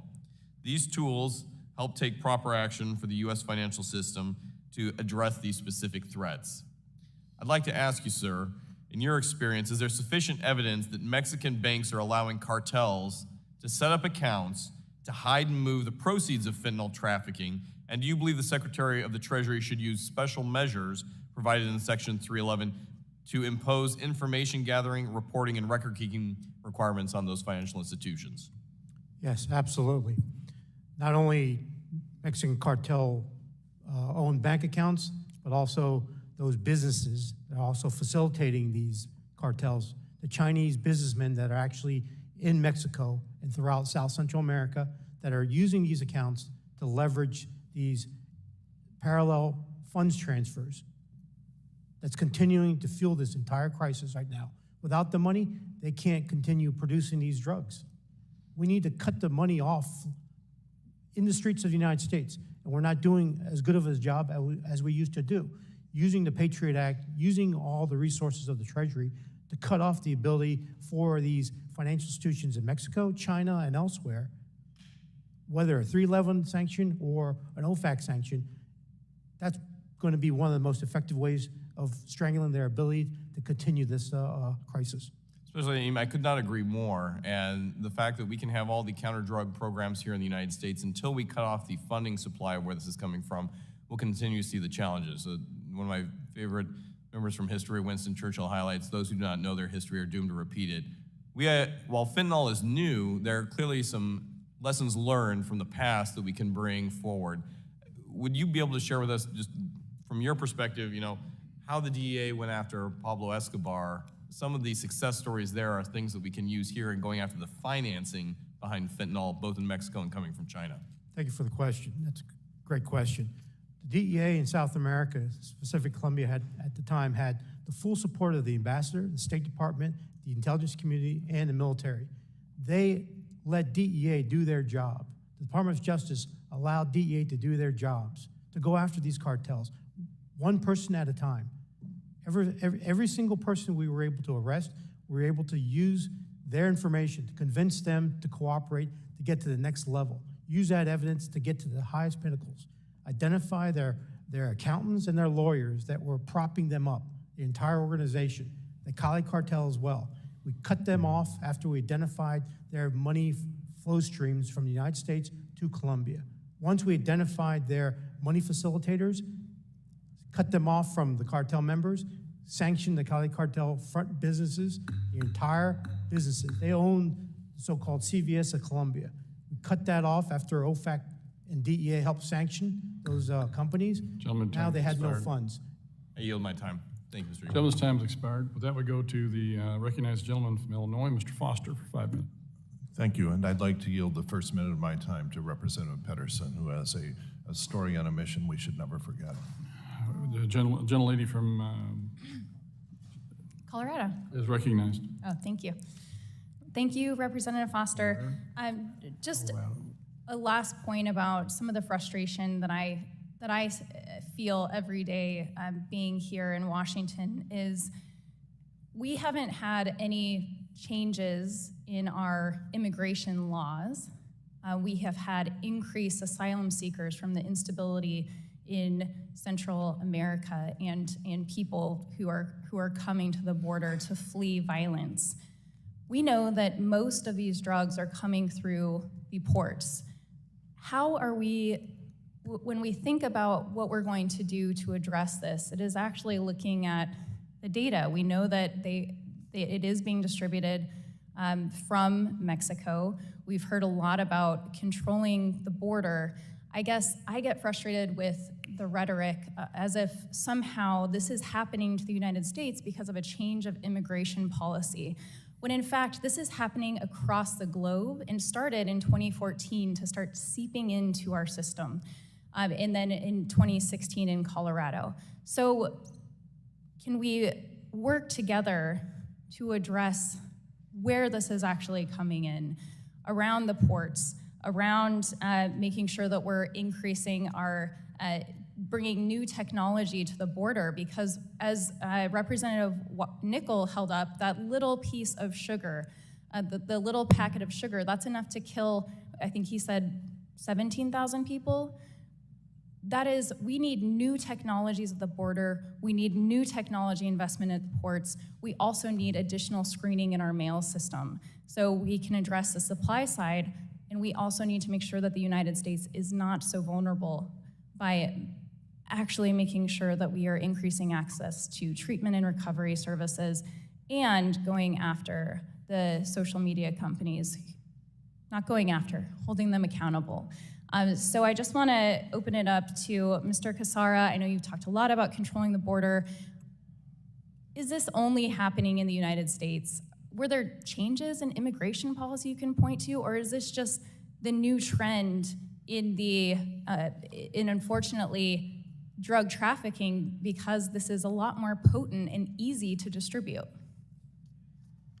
Thank you. It is not only just happening in the United States. There is an international scourge of what I call, say, trade fraud, for lack of a better definition. And I have been advocating for years now what I call trade transparency, both at the exporter and the importer, to combat things like trade-based money laundering and trade fraud in general. As part of your question, you're also talking about technology. For the first time today, we have the technology to make this happen. We have the technology to make trade transparency viable, but what we do not have is the political will to do so. Thank you, and Mr. Chairman, I yield my time back to Mr. Foster. Gentleman from Illinois is recognized. Thank you. I'd like to get some quick number estimates on this. Mr. Grellner, you indicated that the markup was about a factor of 5,000. That is a $200 set of drug precursors coming from China eventually sells for $1 million, so a factor of 5,000. So is it correct to infer that approximately only 1 part in 5,000 of the profits from street drug sales in the U.S. are going to China? No, because you also have to factor in the money laundering. Right, which is really a separate independent industry from the, but when we think of if we just shut down the precursor factories, the problem will go away. That's that I'm trying to get at. You know, back during 15 years ago, we spent a lot of money trying to shut down poppy production in Afghanistan. We spent billions of dollars, and at one point in a committee hearing, I asked the question, well, hadn't the Taliban kind of done this experiment? They shut down poppy production. It had negligible effect on the street value. And what we'll see, my suspicion, is that because this is such a small, the precursors are such a small fraction of the eventual purchase price, will just go from China to India, which I take it has already started, or other countries with a negligible impact. Is that a correct inference that there's a limited amount that we can expect from even shutting down China's production of precursors? No, I think what we're looking at is what we've always done is shuffle the money around here in the United States. So we say, oh, we're going to focus on rehabilitation. Oh, we're going to focus on prevention. Oh, we're going to focus on enforcement. We have to have three-legged stool. If you want the water glass to stand up on the stool, you have to fund all three legs, prevention, enforcement, and rehabilitation at the same levels, and quit taking the money back when we make strides forward. Gentleman's time has expired. With that, we go to the gentleman from Georgia, Mr. Loudermilk, is recognized for 5 minutes. Well, thank you, Mr. Chairman, and thank to all of you for being here today. Such an extremely important subject that has not been given the attention that it deserves and the American people are requiring that we give to it. Law enforcement agencies in towns and counties across the country, including in my own Georgia's 11th Congressional District, they're on the front lines of the war against the cartels and those that are financially supporting them. These agencies have repeatedly urged Congress to take action to help them better coordinate with their federal counterparts and stem the flow of money that fuels fentanyl epidemic in our country. I'd like to submit for the record, Mr. Chairman, the testimony of the National Sheriff's Association, which calls on Congress to use every means available to combat the atrocities committed against the United States and its people by the cartels and their financiers. Without objection. Thank you, Mr. Chairman. Mr. Grellner, I've heard about some of the challenges law enforcement agencies in my home district face when dealing with complex drug trafficking cases and their local impact. Several of them that we've talked to have said that while regional federal law enforcement agents are helpful, the more involved Washington gets in the case, the more difficult it is to get the information they need. Basically, the higher up in the chain that they go, the more difficult it is to work with the agencies. Is this consistent with your experience working with federal law enforcement in the narcotics unit? Not really. I will say this, that we fully funded the RISK network just after 9/11, and when we were fully funding the RISK network and the fusion centers, the interoperability between state, local, and federal law enforcement was at its peak in the United States, and we knew that that was germane to the intelligence community in the United States. We need to go back to funding the RISK network so that we have the ability to move information from state and locals to our federal partners and our federal partners back to state and local agencies. And we need, as Mr. M said, to deputize more of our state and local officers to assist our federal counterparts. DEA is the smallest enforcement branch of the federal government at the current time, and they need help from the state and local narcotics officers who work on this every day. Are we still utilizing or operating the fusion centers? We are, but not to the extent, again, that we were just following 9/11 after we stood up the RISK network. It is harder and harder because of the funding sources that have been brought back and drawn back in the RISK network to continue to work at the levels that we had worked at before. One of the challenges that I know that our local law enforcement has faced in the past, my first term in Congress, I was in the Homeland Security Committee, and so I did a lot of work with the fusion centers and with our local law enforcement on issues such as this. One of the issues they had was when it came to communication and working with agencies was the lack of local officials having the proper security clearance to actually be engaged. Is that still an issue? Normally, if the local officials are willing to work with the RISK network, it's usually actually very easy to gain access as long as you have the proper credentials and work locally, again, with the federal government on that. Okay. Because part of the problem was the time it took to actually get a security clearance, then the issue or the emergency is over with by that point. Yeah, my daughter works as an intelligence analyst for the DEA through our local St. Louis County Police Department, and she was able to get all of her clearances out of the way in just under 6 months. So if I was to ask you what particular policy would be the most important for Congress to implement, would that be your answer, or do you have the answer something is else? this. We've sat here this entire committee meeting and talked about we know exactly what's going on. We can name the players, we can name the locations. We've got satellites 2.5 miles up in the air that can read a license plate number. We need the political will to put in place trade embargoes and agreements.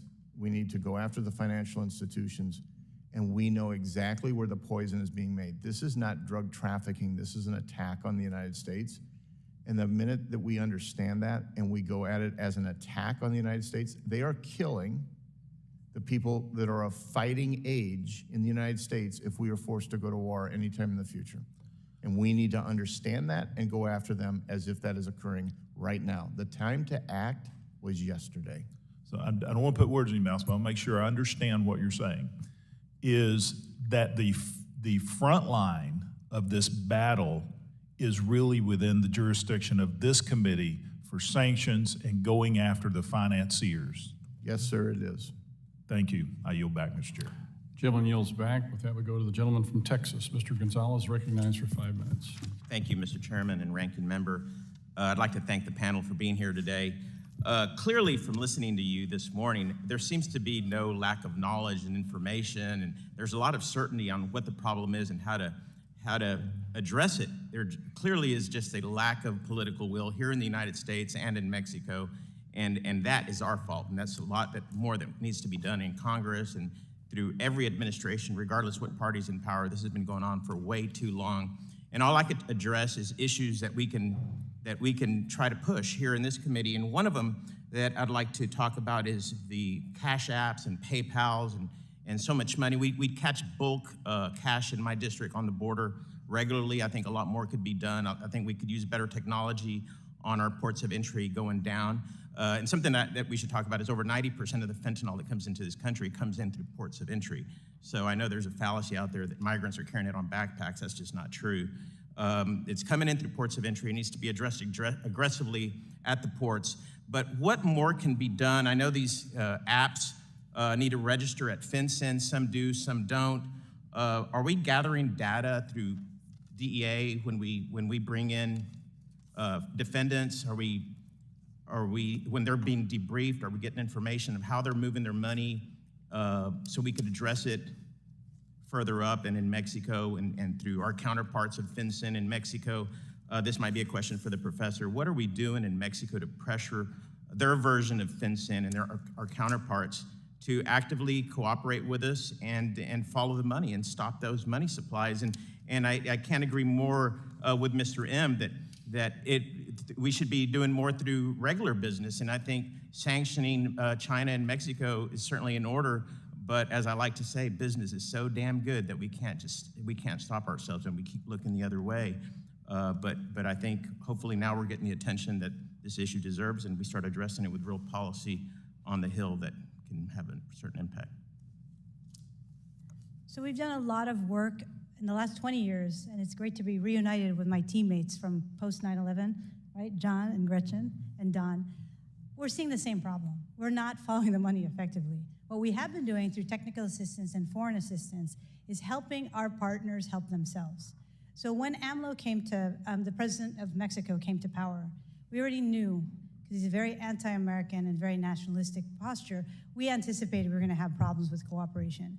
What we ended up focusing, and you can see in the national security strategy, inside for the first time, we have a chapter specifically on transnational organized crime, and within that chapter, there is specific reference to fentanyl and financial intelligence, which is bravo in terms of trying to understand the problem. And we were working with the AMLO team, because they ran and won on an anti-corruption platform. You use the same tools to follow the money for corruption as for all types of crime. So we were working pretty well with, at that time, the head of the FIU to train his staff to understand what to take a look at. We added a lot of the crypto, and more importantly, what was happening in the virtual world. Unfortunately, that person himself had been removed due to, let's say, questions of corruption. Quite ironic, yet not surprising in Mexico. And sadly, we've seen that type of training reduced. Excuse me for interrupting. Has cooperation diminished under this administration? Significantly, significantly. And what's sad, I've been working on this for 10 years. They won't even meet us, which is terrible. I was in Mexico last week. We couldn't get access to a lot of what I would call kind of diplomatic meetings that are just kind of one of those ones you check the box. But we're also seeing, we know where the laboratories are, we know where the routes are, and we have been sharing that intel and information with our counterparts for decades, actually, with the Mexicans. Unfortunately, there's no political will to go after figures such as we did with Chapo, and the DEA has tremendous challenges. I agree with you completely. Just before my time runs out, I want to ask Mr. Cassara, are we doing enough when we're debriefing these defendants, DOJ is debriefing, getting information of how they're moving money around and getting it to other agencies that can use that information to stop the flow of resources? I don't believe we are. Once again, it all comes down to the money, and sometimes we forget to ask about the money. We get so caught up in the product and the people that we forget to ask about the money. And truly, one thing I would like to emphasize, we're talking about here, it all comes down to enforcement. All of these issues come down to enforcement. I think Don would agree with me, others as well. We really do have the tools, finally, after 30 years of anti-money laundering programs and processes. But what we're lacking are people on the streets conducting investigations. Thank you. Now I'd like to recognize the gentlewoman from Texas, Mrs. Dela Cruz, for 5 minutes. Thank you, Chairwoman and Ranking Member Beatty, for holding this hearing today, and thank you to the witnesses who are joining us. You know, to the parents here, I want to give my condolences. No parent should ever have to bury a child, and so my heart is truly with you. I'm a mother of 2 teenagers myself, and this is a fear. I am passionate about stopping the unprecedented amount of fentanyl that has been crossing our borders. I'm passionate about stopping the unprecedented amount of illegal immigrants who have crossed our borders. And to you, I say that I am with you. This stopping only truly comes when we stop the current administration, Biden's open border policy. You see, you can't sell the drug if it's not coming across here. And you know what, Ms. Peters? I'm angry too. I'm angry that you have to come here time after time. I'm frustrated by my colleagues across the aisle, some who live just right next door to me. I'm frustrated that they're acting like policy doesn't affect what we're seeing here with the unprecedented amount of fentanyl that's coming across. Policy is emboldening our cartels to use tools like social media to come across the ports of entry, between the ports of entry. And you wanna know why? Because there's no consequence. There's no consequence. So what I am asking here is that I'm gonna say that I agree with my colleague here, Ms. Pedersen. I agree that technology is one of the things that we can agree on that needs to happen on the border. But we can't ignore that policy and bad policy is what is causing these damages. And let me give you some of the statistics. And this comes from this administration. Just in Nueces County in South Texas, Nueces County, the Sheriff's Department and CBP, they got 3 gallons of fentanyl. They caught a coyote, a cartel member, bringing over 3 gallons of fentanyl. That would kill 5 million people. That's 2.5 times the size of Houston. Let me give you another statistic from the bad policy. The bad policy is we are allowing, right now, we have 1,221% increase in Chinese nationals crossing in the RGV sector. South Texas, that's just one of the 9 sectors. And I'm gonna repeat that number, 1,221% increase. Do you know how much the cartels charge per person? $30,000 to $50,000 per Chinese that they cross over. The regular national, it's $3,000 to $5,000. Again, why is this? Due to bad policy. This drains our Border Patrol resources. It takes us 4 hours to process each Chinese national, draining our resources again. So yes, technology is one of the things that we need, but we need good policy that allows us to have legal immigration, not encourage illegal immigration. Mr. Cassara, you're right. Criminals are motivated by money. And right here, I just gave you all the money, $30,000 to $50,000 per Chinese national, when regular nationals are only $3,000 to $5,000. Mr. Grellner, I'd like to ask you to explain how Congress could better coordinate between federal policy and local and state law enforcement. Incentivize state and local law enforcement to help go after the money. Incentivize sheriffs to lock up those crossing the border and get back to paying those sheriffs a living wage to put those individuals in jail so that they can be deported back to their home countries. And look, this has been going on since the 1800s. Personally, I don't care if you're Republican, Democrat, Green Party, I don't care. Just fix the problem. It's been going on for too long. Fix the problem. And policy is where it's at. I yield back. Thank you. I now recognize the gentleman from Tennessee, Mr. Ogles, for 5 minutes. Thank you, Madam Chair. Before I begin, I'd like to request unanimous consent to insert 4 documents into the record. The first is a fact sheet from the American Foreign Policy Institute Center for Homeland Security and Immigration. The second is also from AFPI, highlighting the deadly consequences of fentanyl. Without objection. Go ahead. All 4? Thank you, ma'am. Over to Madam Pedersen, thank you for sharing your testimony and your story. Our hearts go out to you and your family for what you've been through, and we thank you. Overdose deaths in Tennessee have increased 200% in the last 5 years, most of those involving fentanyl.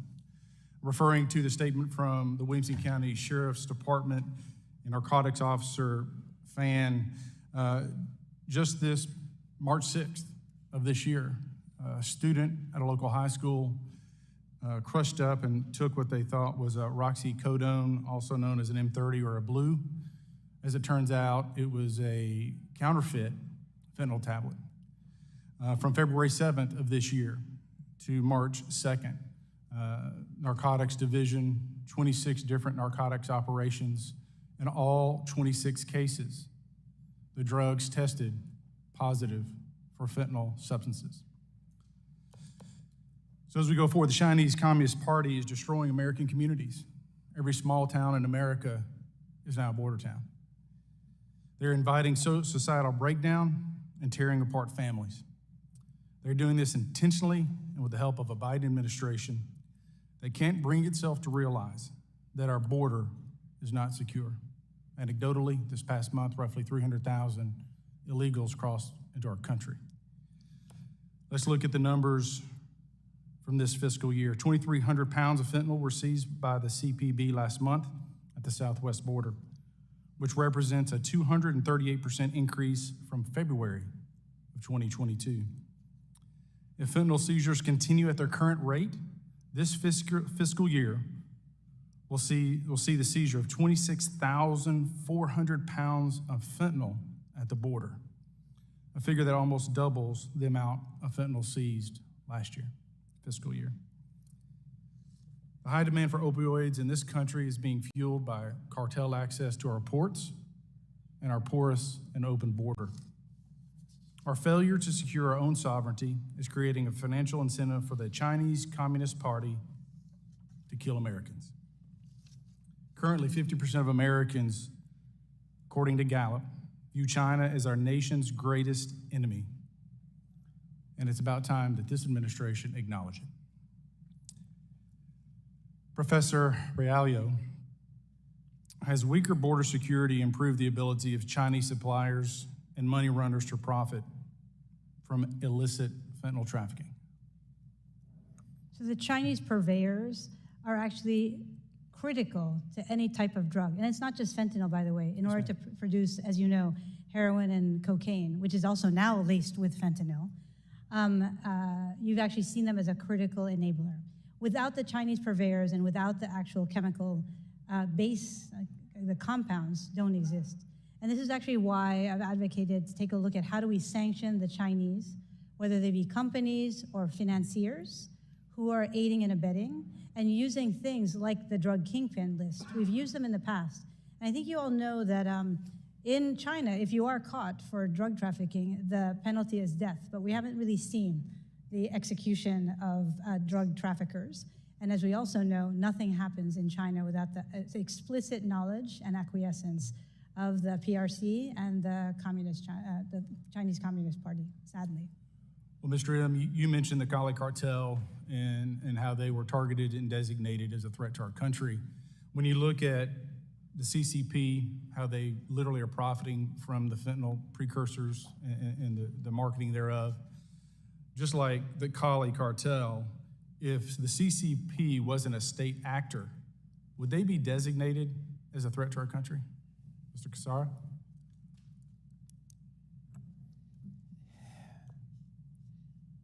They could very well be designated as a ongoing criminal enterprise, in my opinion. Mr. M? Yes, we've identified literally hundreds of these chemical companies in China and throughout the provinces, many ways subsidized by the provincial governors of those chemical companies. And we can help identify who those governors are, those bureaucrats are, that are help subsidize these companies that are actually conducting research and exporting these chemicals to the United States. And yes, if we can provide that evidence, we can sanction them and we should sanction them. Madam Chair, I yield back. Thank you. I now recognize myself for 5 minutes. Thank you. You know, as a mother and a grandmother, it pains me to see that our youth, the future leaders of this country, is being damaged the most by the fentanyl crisis.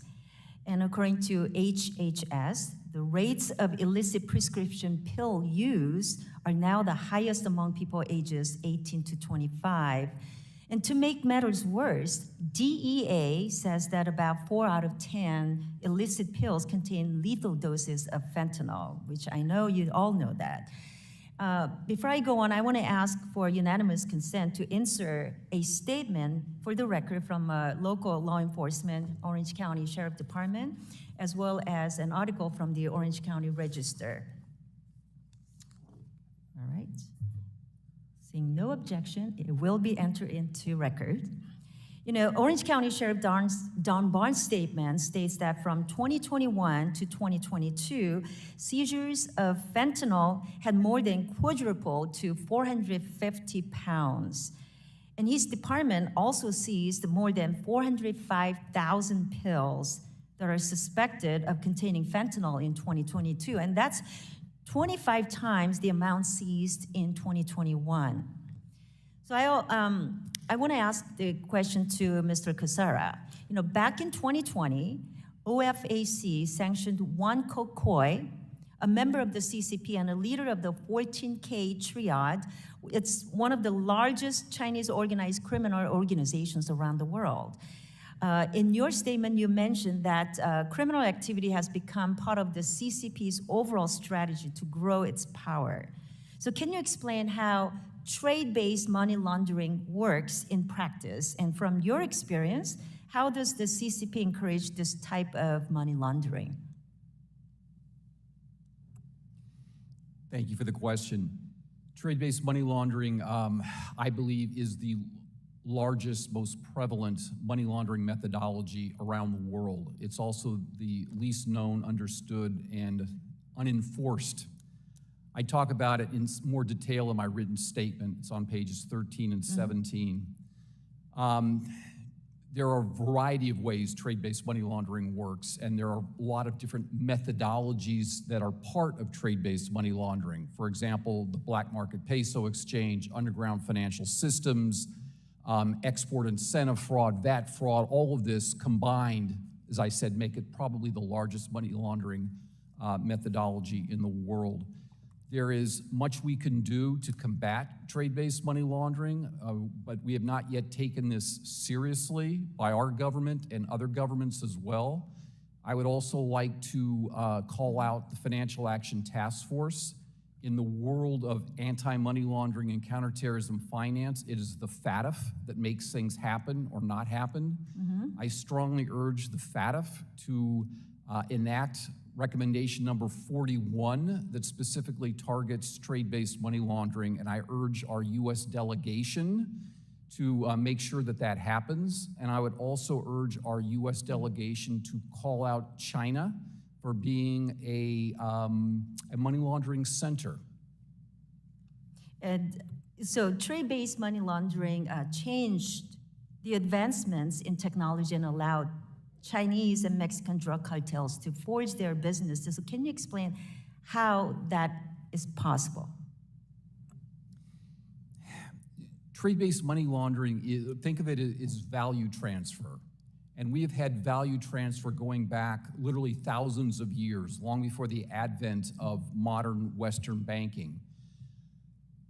This is wrapped up in, say, underground financial systems as well. For example, the Chinese flying money system that works very, very well. A lot of it has to do with, for example, hardworking immigrants wanting to send money back to their loved ones in China. We have no objection to any of that. Law enforcement certainly encourages hardworking immigrants to send their money back home. But what they've done is they're using a system developed back in the Tang Dynasty, if you will, back about 800, to transfer value in the form of trade goods. I know I'm running out of time, but I do want to ask you to please walk through how Chinese professional money launderers are carrying out the mirror schemes and the role Chinese banking apps play to facilitate money laundering from the sale of illicit drugs. If you can quickly respond to that. And then. We're talking about mirror accounts. So what happens is you've got bulk cash proceeds here in the United States, the proceeds of drugs. They need to get that back to China, okay? So you've got a Chinese broker working with a Chinese American businessman that's willing to cooperate. The businessman takes the proceeds of crime and from the broker, and using their cash-intensive business, places the proceeds of crime into the financial system.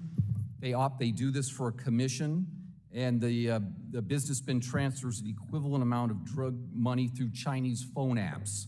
Mr. Cassara, I apologize. I asked the question and you are giving a great answer, but I'm gonna ask you to submit your response in writing because I wanna be respectful for other members who are here and I already went over my time. So at this time, I'd like to recognize the gentleman from Kentucky, Mr. Barr, who is the chair of the Subcommittee on Financial Institutions for 5 minutes. Thank you, Madam Chair. Thank you for your leadership and thank you to Chairman Luchtemeier for holding this hearing. And I want to thank all of the witnesses for testifying today on such an important and timely issue. I've seen firsthand the devastating impact of the fentanyl crisis in my district and across the Commonwealth of Kentucky. The most recent drug overdose report from the Kentucky Office of Drug Control Policy reported that there was a 14.5% increase in overdose deaths in my home state. And according to cases autopsied by the Kentucky Office of the State Medical Examiner and toxicology reports submitted by Kentucky coroners, the rise in the death toll was driven largely by an increased use in fentanyl, which accounts for approximately 70% of all overdose deaths in my state. In Woodford County, Kentucky, in my district, a county with only 27,000 people, 9 individuals have been charged with trafficking fentanyl since 2016, and 6 of these individuals were charged with death of another individual. We need to not only arrest individuals such as those in Woodford County who traffic this potent, deadly drug, but also find and eliminate the source of production and financing. And when I talk to the narcotics officers in Kentucky, they are very unambiguous that this fentanyl is coming from our porous southern border, and the original source is China. And the Chinese are collaborating with the cartels, getting it through the trafficking channels up to Kentucky and killing our people. So let me just start with a question for Mr. Cassara and Mr. Grellner. In my district, officers who serve in the high-intensity drug trafficking areas, HIDTA, are on the front lines fighting against the cartels and their fentanyl trafficking activities. FinCEN at Treasury should be following the money in these areas to expose the relationships between the cartels and the illicit financing, which in turn should lead to cutting off the funding of illegal fentanyl trafficking. Can you all elaborate a little bit about how FinCEN, in fact, does partner with HIDTA officers to catch money launderers and expose illicit financing activities? And how could FinCEN do a better job providing, and Treasury generally, working with HIDTA and other narcotics officers to expose these illicit finance channels? Approximately 22 million pieces of financial intelligence are filed every year with Treasury's FinCEN. About 4 to 5 million of those pieces of financial intelligence are suspicious activity reports. HIDTAs have access to this financial intelligence directly or indirectly through their members. To answer somebody else's question earlier, state and local law enforcement does have access to financial intelligence as well. One of the things that and I'm no longer within FinCEN. I used to serve there, but no longer. FinCEN occasionally embedded a representative in the HIDTA task forces. I'm not quite sure if they do now. But by and large, we have intelligence. What we're lacking, again, my opinion, is people to use the financial intelligence to go out in the streets and make cases. Okay, so you concur with that, Mr. Grellner, based on your experience? All of you do. And pardon me, because of lack of time, I'm gonna move to Mr. M on another question, because I think you've answered that. I see from your biography, Mr. M, that you co-developed the first ever OFAC SDN list sanctioning the California drug cartel in 1995. I have legislation, the Chinese Military and Surveillance Company Sanctions Act, that uses the OFAC SDN list to target the financing of military and surveillance companies that act counter to the national security of the United States. I'm interested to hear your experience and views on using OFAC sanctions, and discuss why the OFAC SDN list was the proper channel to sanction the cartel in 1995, and how this OFAC list could be used to target some of the producers of fentanyl production in China. Yes, thank you for the question. It's most effective when they're most vulnerable. If they have legitimate institutions and businesses that rely upon the legitimate banking systems and so forth, and for trade purposes, and we are able to identify the evidence and information that they are committing illicit activities and crimes, sanctioning is the most effective way to disable their ability to use the legitimate financial institutions. And the Cali cartel businesses were most effective. Are we sanctioning, is OFAC sanctioning Chinese companies that produce the component parts of fentanyl now? Onesies, twosies.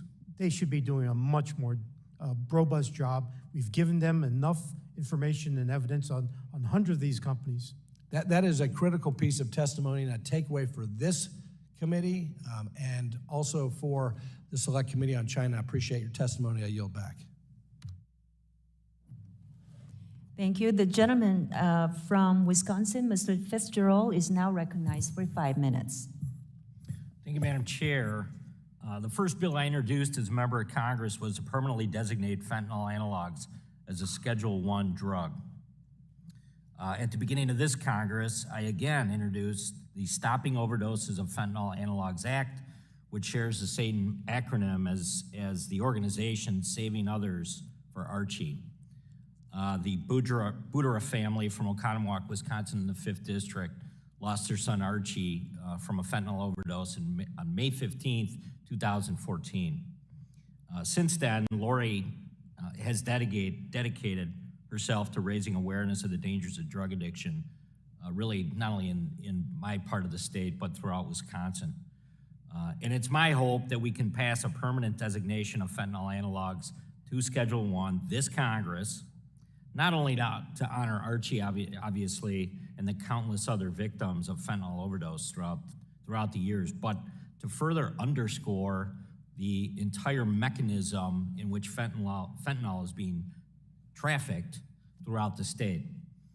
And I know that many of you have deep expertise kind of in this area, but you know, we in Congress, I think, once again are seeing that the cartels, Sinaloa, Jalisco, they're just deeply involved and have relationships with China.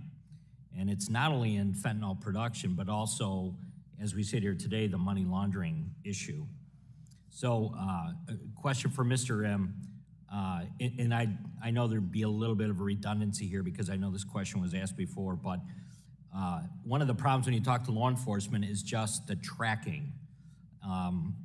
And you know, if you can get the tracking down, then you can follow the money laundering and you can follow kind of, in particular, the increase in the encrypted communication apps. And the one that obviously most members of Congress are focused on is WeChat right now. So I just want you to comment kind of in general, other avenues or other ways that this money laundering might be happening outside of just kind of high tech as it exists right now.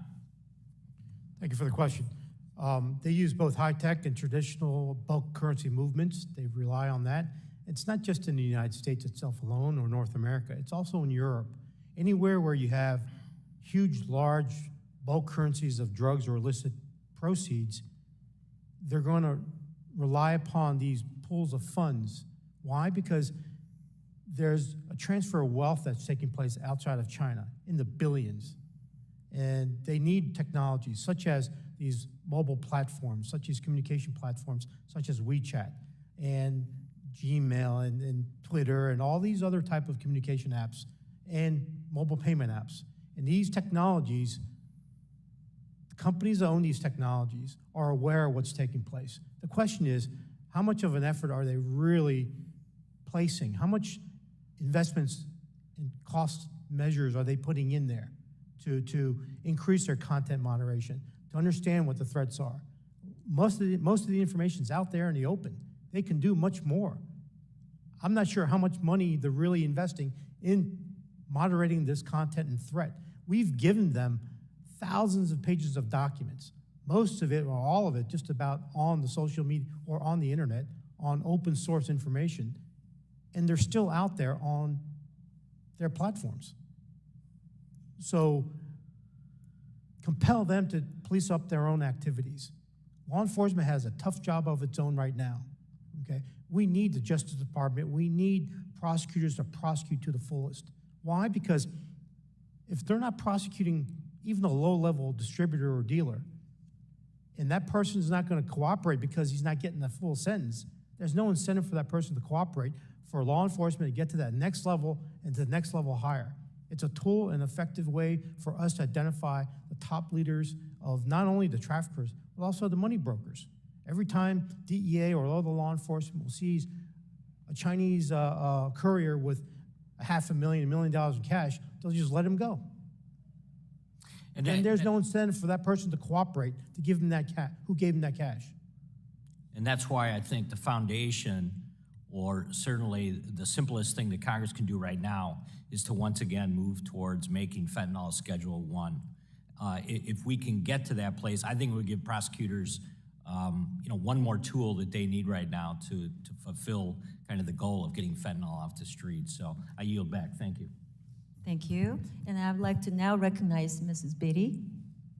Thank you, Madam Chair. It gives me great pleasure to announce today that joining us, we have the national president, Ms. Jones, who is the president of the National Coalition of 100 Black Women, with others here today, and they have a special interest in education, healthcare, and drug trafficking. Thank you. Also, I'd like to ask permission to enter into the record a statement that I did not get to make, and I did have time left, but 10 seconds in light of what Mr. M and others have said about strangling the funding supply and what we should be doing. So I'd like to enter into the record that the President Biden's administration issued an executive order on imposing sanctions on foreign persons involved in global illicit drug trade, and also a bipartisan infrastructure plan that included billions of dollars in funding for border patrol operations, the hiring of additional agents, the technology to better defend space between the ports of entry, and lastly, the Anti-Money Laundering Act of 2020 and the Corporate Transparency Act. So we hear you, and the Biden administration also hears you. Thank you, and I yield back. Thank you, Mrs. Biddy. And I would like to also say a few words. Right across the hall, the CEO of TikTok is now testifying about the mental well-being of America's youth. And it has been reported that our sons and daughters purchase pills that are laced with Chinese-produced fentanyl from their own homes. Question to you, Ms. Peters.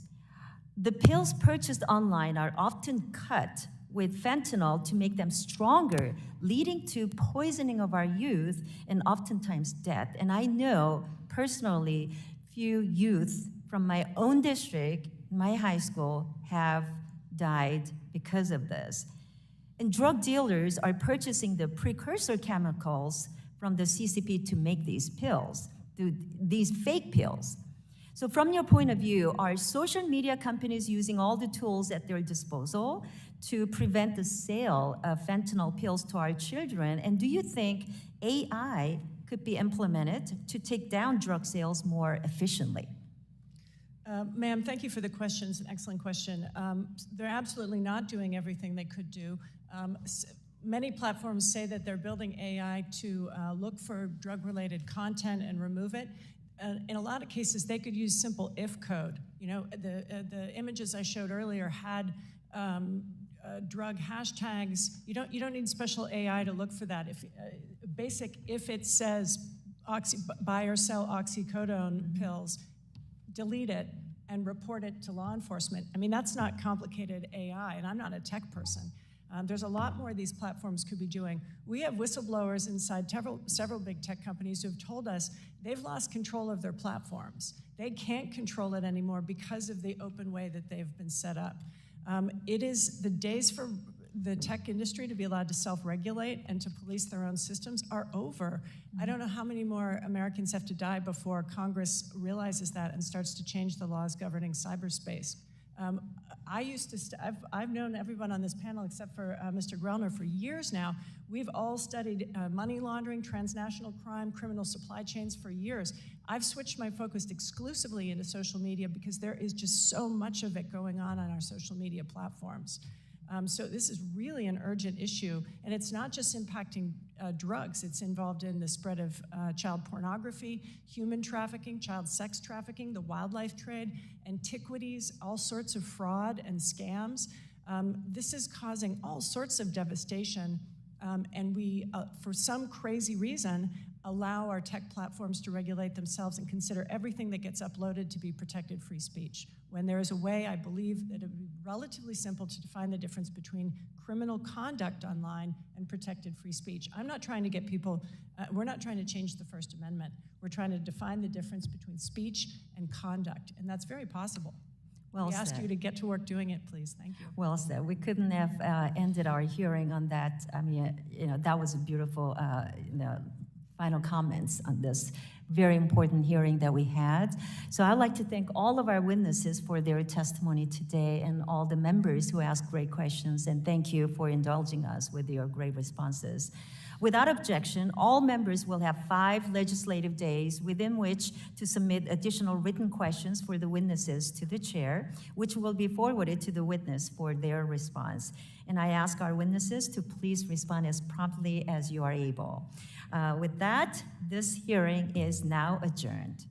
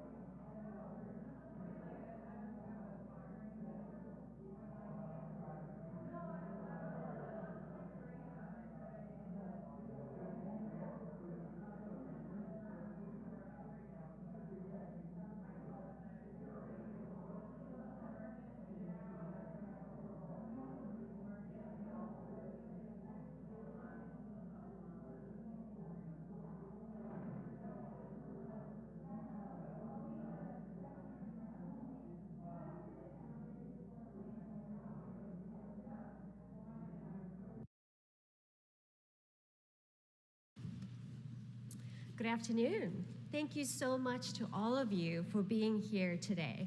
My name is Catherine Young, and I serve as the Assistant Director for Policy and Engagement for the Cancer Moonshot. And it is my pleasure to welcome you here today. This month, the President proclaimed that March is Colorectal Cancer Awareness Month.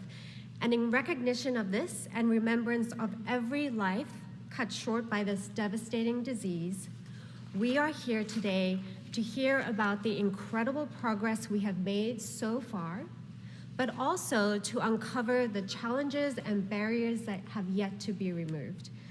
We are so grateful for all of our speakers who are with us, who many have traveled far distances to be here in this very rainy, typical DC weather. And we are so excited to have a full and robust program with you covering topics from screening, prevention, treatments, and importantly, how we make sure we can make the resources and tools that we have today accessible to everybody here in the United States.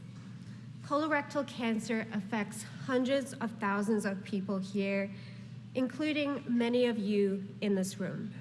For me, it's personal too. My mom is a 3-time